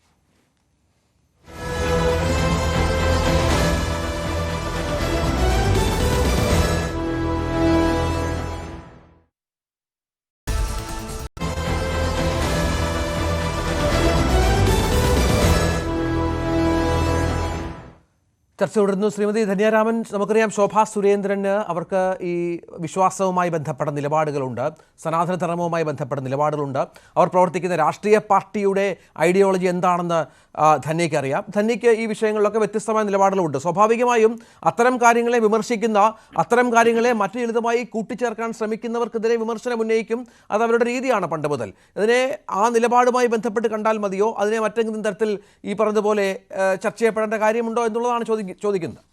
ഇപ്പോൾ അവർ പറഞ്ഞതിൽ ഒരു കാര്യം, കേരളത്തിൻ്റെ മുഖ്യമന്ത്രി തല കുനിച്ച് നടക്കണം എന്നാണ്. പക്ഷേ ഞാൻ പറയും, കേരളത്തിൻ്റെ മുഖ്യമന്ത്രി ഇന്നലെയും തല ഉയർത്തിയാണ് നടന്നത്, ഇന്നും തല ഉയർത്തിയാണ് നിൽക്കുന്നത്, നാളെയും അങ്ങനെ തന്നെ ആയിരിക്കണം എന്നാണ്. ഇത് ഞാൻ പറയാൻ കാരണം, ഞാനൊരു 10-15 ദിവസം വേറെ സ്റ്റേറ്റ്സിലെല്ലാം പോയിട്ട് കുറേ സ്ഥലങ്ങൾ കണ്ടു. ഇത്രയും അഴുക്ക് ചാലിൽ ടോയ്ലറ്റിൻ്റെ സൈഡിൽ അതിൻ്റെ മാലിന്യം ഒഴുകുന്ന, ഒരു സ്ഥലത്ത് ടോയ്ലറ്റ് പോകുന്ന അതിൻ്റെ സൈഡിലിരുന്ന് കുക്ക് ചെയ്യുന്ന ഈ കുഞ്ഞുങ്ങളൊക്കെ കാണാം. നമുക്കും കുട്ടികളുണ്ട്, എനിക്കും കുഞ്ഞുണ്ട്, ശ്രീത്തിനുണ്ട്, നിങ്ങൾക്കും ഉണ്ട്, രാഹുൽ ഈശ്വറുണ്ട്. നമ്മളാരെങ്കിലും നമ്മളെ കുട്ടികളെ അങ്ങനെ വളർത്തുമോ? ഈ ചേരിൻ്റെ അടിയിൽ ടോയ്ലറ്റ് പോകുന്നതിൻ്റെ സൈഡിൽ കിടന്നുറങ്ങുന്നു, ആ മലമൊക്കെ അതുപോലെ അങ്ങനെ കിടക്കുകയാണ്. അതൊക്കെ കണ്ടിട്ട് പിന്നെ എനിക്ക് ആകെ എന്തോ പറയണ്ടേ, ഈ രാജ്യം ഇങ്ങനെയാണോ എന്ന് തോന്നിപ്പോയി. അത്രയ്ക്കും വൃത്തികേട്. നോർത്ത് സ്റ്റേറ്റിൽ പോയിട്ട് ഞാൻ കുറച്ച് ഉള്ളോട്ട് പോകുമ്പോൾ ഒരു മനുഷ്യരെ ജീവിക്കുന്നത് കണ്ട ഇതിനകത്ത് എന്തോ പറയണ്ടേ, ഈ പന്നികൾ ഇങ്ങനെ ചെളിയിൽ കിടന്നിങ്ങനെ അഴുകി ഇങ്ങനെ നിൽക്കുന്ന ഒരു രംഗമുണ്ട്. അതേപോലെയാണ് കുഞ്ഞുങ്ങളെപ്പോലും അതുപോലെയാണ് എനിക്ക് തോന്നിപ്പോയത്. കാരണം അത്രയ്ക്കും കഴിക്കാനുമില്ല, കുടിക്കാനുമില്ല, അങ്ങനെ അങ്ങ് കിടക്കുവാണ് കുറേ മനുഷ്യർ. എന്തൊരു ദാരിദ്ര്യമുള്ള രാജ്യമാണ്. ഞാൻ വിചാരിച്ചു അതൊക്കെ വെച്ച് നോക്കുമ്പോൾ കേരളം സ്വർഗം എന്ന് ഞാൻ അടിവരയിട്ട് പറയും. കേരളത്തിൻ്റെ മുഖ്യമന്ത്രി തലയുയർത്തി നിൽക്കണം. കാരണം ഇന്നൊരു സ്ഥലത്തൊരു പ്രശ്നം ഉണ്ടെന്ന് പറഞ്ഞാൽ ആരെങ്കിലും, ഇപ്പോൾ സ്റ്റേറ്റ് ഇറങ്ങിയില്ലെങ്കിൽ ആരെങ്കിലും ഒരു 10 പേര് അവിടെ 1 കിലോ അരിയെങ്കിലും കൊണ്ട് കൊടുക്കാനുണ്ട് നമ്മുടെ നാട്ടിൽ. അത്രയും സപ്പോർട്ട് നമ്മൾ അങ്ങോട്ടും ഇങ്ങോട്ടും കൊടുക്കും. പക്ഷേ ഈ മറ്റ് സംസ്ഥാനങ്ങളിൽ പോയാൽ അത്രയും വൃത്തികേടെന്ന് പറഞ്ഞാൽ മനുഷ്യനായിട്ട് ജീവിക്കുന്നില്ല. ഇങ്ങനെ എന്തോ മൃഗങ്ങൾ പോലും ഇതിനേക്കാളും വൃത്തിയായിട്ട് ജീവിക്കുന്നതെന്ന് തോന്നുന്നു. അതുപോലത്തെ അഴുക്ക് ചാലുകളുടെ ഇടയിൽ ഞാൻ അതിനെല്ലാം വീഡിയോ എടുത്തിട്ടുണ്ട്. സത്യം പറഞ്ഞു കഴിഞ്ഞാൽ എനിക്ക് ആ ക്യാമറയിലോട്ട് നോക്കാൻ പോലും എനിക്ക് ഇപ്പോഴും തോന്നുന്നില്ല. ഞാനൊരു താജ്മഹൽ കാണാമെന്ന് ആഗ്രഹിച്ചു, പക്ഷേ അവിടെ പോകാൻ എനിക്ക് ഒട്ടും മൂഡ് തോന്നില്ല. കാരണം ഇങ്ങനത്തെ സ്ഥലങ്ങളൊക്കെ കണ്ടിട്ട് ആകെ നമുക്ക് മനപ്രയാസമായിപ്പോയി. എനിക്കിപ്പോൾ എത്രയും പെട്ടെന്ന് എൻ്റെ കുഞ്ഞിൻ്റെ അടുത്ത് തിരിച്ചു വരാനാണ് ഞാൻ വിചാരിച്ചത്. ഇവിടെ എത്തണം എന്നാണ് ഞാൻ വിചാരിച്ചത്. അത്രയ്ക്ക് മോശമാണ്. അതുകൊണ്ട് തന്നെ കേരളത്തിൻ്റെ മുഖ്യമന്ത്രി ഈ ഒരു കാര്യത്തിൽ നിങ്ങൾ തല ഉയർത്തി നിൽക്കണം. അത് എൻ്റെ രാഷ്ട്രീയം, ഞാനത് ഈ സമയത്ത് അങ്ങനെയാണ് ഞാൻ പറയുന്നത്. അതുപോലെ തന്നെ ഇവർ പറയുന്ന ഈ കർമ്മഫല സിദ്ധാന്തം, ഈ പൊളിറ്റിക്സ്, ഈ ഹിന്ദുത്വ പൊളിറ്റിക്സിന് എപ്പോഴുള്ള പ്രശ്നം എന്ന് വെച്ചാൽ അവരെപ്പോഴും അന്ധവിശ്വാസം, അനാചാരം, ഈ അസമത്വങ്ങളെ ന്യായീകരിച്ചു കൊണ്ടിരിക്കുക. ഇപ്പോൾ കർമ്മഫല സിദ്ധാന്തം എന്ന് പറയും, കർമ്മഫലം എന്ന് പറയും. അപ്പോൾ ഒരാൾക്ക് ഒരു ഇങ്ങനെ എന്തെങ്കിലും സംഭവിച്ചാൽ അതുകൊണ്ടാണ് മരിച്ചതെന്ന് പറയുന്നത് പോലെ തന്നെ ഇവിടെ അവർ വേറൊരു സംഭവമുണ്ട്. പാർശ്വവൽകൃതർ, അല്ലെങ്കിൽ തീരെ നിവൃത്തിയില്ലാത്ത മനുഷ്യർ, സാമൂഹികമായും സാമ്പത്തികമായും പിന്നോക്കം നിൽക്കുന്ന മനുഷ്യർ, ഇവരെല്ലാം ലക്ഷ്മി ദേവീൻ്റെ കടാക്ഷം കിട്ടാത്തത് കൊണ്ടാണ് ഇവരൊക്കെ പാർശ്വവൽക്കരിക്കപ്പെട്ട് ഇങ്ങനെ കിടക്കുന്നത്, പൈസ ഇല്ലാതെ ഇങ്ങനെ കിടക്കുന്നതെന്നുള്ള, അതാണ് ഇവരുടെയൊക്കെ കർമ്മഫല സിദ്ധാന്തത്തിന് വേറൊരു വേർഷൻ. ഈ രാജ്യത്തെ മനുഷ്യർക്ക് ഭൂമി കൊടുക്കാതെ, തൊഴിൽ കൊടുക്കാതെ, വിദ്യാഭ്യാസ സൗകര്യം കൊടുക്കാതെ അങ്ങനെ ഫൈറ്റ് ചെയ്ത് വരുന്ന ഒരു വിഭാഗമാണ് ഇവിടുത്തെ പാർശ്വവൽക്കൃത സമൂഹം. അവരെ മഹാലക്ഷ്മി അനുഗ്രഹിക്കാത്തത് കൊണ്ടല്ല, അവർക്ക് പ്രോപ്പറായിട്ട് അവർക്ക് ഭൂമിയോ അല്ലെങ്കിൽ അധികാരമോ വിഭവങ്ങളോ ഒന്നും ഇല്ലാത്തത് കൊണ്ടാണെന്ന് അത് ഇവരുടെ ഈ പൊളിറ്റിക്സ്, ഹിന്ദുത്വ പൊളിറ്റിക്സ് ആദ്യം അംഗീകരിക്കണം. യാഥാർത്ഥ്യം മറച്ചു വെച്ചുകൊണ്ട് ഈ രാഷ്ട്രീയത്തെ നിലനിർത്താനായിട്ട് ഈ നാടിനെ വീണ്ടും വീണ്ടും നോക്കി, ഇതാ നെയ്യാറ്റിങ്കര ഗോപൻ സ്വാമിയെ പോലെ അവിടെ കുറച്ച് ആൾക്കാർ സീക്രട്ടായിട്ട് അവിടെ പോയി അവർ ഇതൊരു വേറൊരു പ്രശ്നം ഉണ്ടാക്കാൻ നോക്കി. പക്ഷെ അത് കൃത്യമായിട്ട് അത് അവർ ഉദ്ദേശിച്ച രീതിയിൽ അതിന് വർക്കൗട്ട് ആയില്ല എന്നുള്ളതാണ്. അപ്പോൾ ഇത് ഒരു രാജ്യത്തെ അനാചാരത്തിലേക്ക് കൊണ്ടുപോയാൽ മാത്രമേ ഈ ഒരു പൊളിറ്റിക്സിന് ഇവിടെ നിലനിൽക്കാൻ പറ്റുള്ളൂ എന്നുള്ള ചിന്തയിൽ നിന്നാണ് ഈ കുംഭമേളയൊക്കെ പറയുമ്പോൾ ഒരു സൈഡിൽ ഇത്രയും വലിയ ഡൽഹിയിലൊക്കെ പോയി കഴിഞ്ഞാൽ അമൃത്സർ ആ ടെമ്പിളൊക്കെ നോക്കിക്കഴിഞ്ഞാൽ ആയിരക്കണക്കിന് കോടി രൂപയുണ്ടെങ്കിൽ അതുപോലത്തെ ഒരു കൺസ്ട്രക്ഷൻ നമുക്ക് ചെയ്തെടുക്കാൻ പറ്റുള്ളൂ. അതിൻ്റെ സൈഡിലാണ് ഈ മനുഷ്യർ ആഹാരമില്ലാതെ കിടക്കുന്നത്. പിന്നെ എന്ത് മാറ്റം, എന്തുണ്ടാക്കിയിട്ട് എന്ത് കാര്യം? ഏത് പൊളിറ്റിക്സ് ഈ രാജ്യം ഭരിച്ചിട്ട് എന്ത് കാര്യം? ഇവിടുത്തെ മനുഷ്യന് കഴിക്കാൻ ആഹാരമില്ല, ചെളിയിലും മലത്തിലും കിടന്നുറങ്ങുന്ന ഇന്ത്യൻ പൗരൻ. ഇതിനെയാണോ നിങ്ങളുടെ കർമ്മഫലവും നിങ്ങളുടെ സനാതന ധർമ്മവും നിങ്ങളുടെ മനുസ്മൃതിയും ഒക്കെ ഇങ്ങനെയാണോ പറയുന്നത്? ശരി, രാഹുൽ അതിന് മറുപടി പറയാം. പെട്ടെന്ന് 1 മിനിറ്റിൽ ആദ്യം തന്നെ ധന്യാജി പറഞ്ഞ എല്ലാ പോയിന്റ്സിന്റെയും പോസിറ്റീവ് സ്പിരിറ്റ് പൂർണ്ണമായി ഉൾക്കൊള്ളുന്നു. എന്നാൽ അതോടൊപ്പം ഈ കർമ്മഫല സിദ്ധാന്തം നമ്മുടെ ഹൈന്ദവ സമൂഹത്തിന്റെ മാത്രമല്ല, ബൗദ്ധരുടെയിലുണ്ട്, ബൈബിളിലുണ്ട്. What you sow you reap എന്നൊക്കെ പറയുന്ന പോലെ നമ്മുടെ ആക്ഷൻസിന് നമുക്കൊരു ഗുണം ഉണ്ടാവുന്ന. 2, ചരിത്രത്തിൽ പലപ്പോഴും തെറ്റ് പറ്റിയിട്ടുണ്ട്. അവിടെയാണ് ഗാന്ധിജി പറയുന്നത് അംബേദ്കറിനോട്, അംബേദ്കർ നമ്മുടെ തല തല്ലി പൊളിക്കുന്നില്ല, അത് തന്നെ അംബേദ്കറുടെ ഭാഗത്തു നിന്നുള്ള ആത്മനിയന്ത്രണമാണ്. ധന്യാജി അടക്കമുള്ള ഒരു സമൂഹത്തോട് ചരിത്രത്തിൽ പറ്റിയ തെറ്റുകൾക്ക് എത്ര ജന്മം നിങ്ങളോട് മാപ്പ് പറഞ്ഞാലും മതിയാകില്ല എന്ന കാര്യത്തിൽ ഒന്നും ഒരു സംശയവുമില്ല. പക്ഷേ മുറിവുകൾ അല്ല, അവിടെയാണ് പഴയ അതുകൊണ്ടാണ് ബഡ്ജറ്റിൽ അവർക്ക് പൈസ ഇല്ലാത്തെന്നൊക്കെയാണ് പറയുന്നത്. നമ്മുടെ ഷെഡ്യൂൾഡ് ട്രൈബ്, അതായത് ഏറ്റവും ആദ്യമ ഷെഡ്യൂൾഡ് ട്രൈബ് സന്താൽ വിഭാഗത്തിൽപ്പെട്ട ഒരു പ്രസിഡന്റായ ദ്രൗപദി മുർമു അടക്കം നമ്മുടെ പ്രഥമ പൗരയായി അല്ലെങ്കിൽ പ്രഥമ വ്യക്തിയായിരിക്കുന്ന രാജ്യമാണ്. നമ്മുടെ OBC പ്രധാന ഒരു കാര്യമില്ല.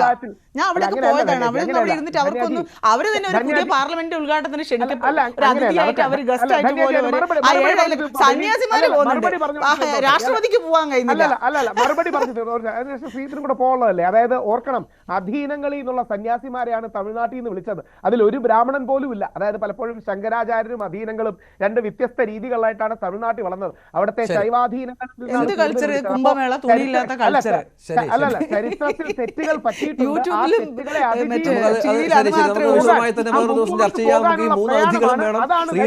മറുപടി പറയാൻ കാണും, പക്ഷെ സമയക്കുറവുണ്ട്, ദയവായി എന്നോട് ക്ഷമിക്കണം. നന്ദി ശ്രീത് പണിക്കര്, ധന്യാരാമൻ, ശ്രീ രാഹുൽ ഈശ്വറൊപ്പം ശ്രീമതി ശോഭാ സുരേന്ദ്രൻ ഈ ചർച്ചയുടെ ഭാഗമായതിന്. സമയക്കുറവ് കാരണം ചർച്ച അവസാനിപ്പിക്കുകയാണ്. നാളെ മറ്റൊരു വിഷയമായി കാണാം. നമസ്കാരം.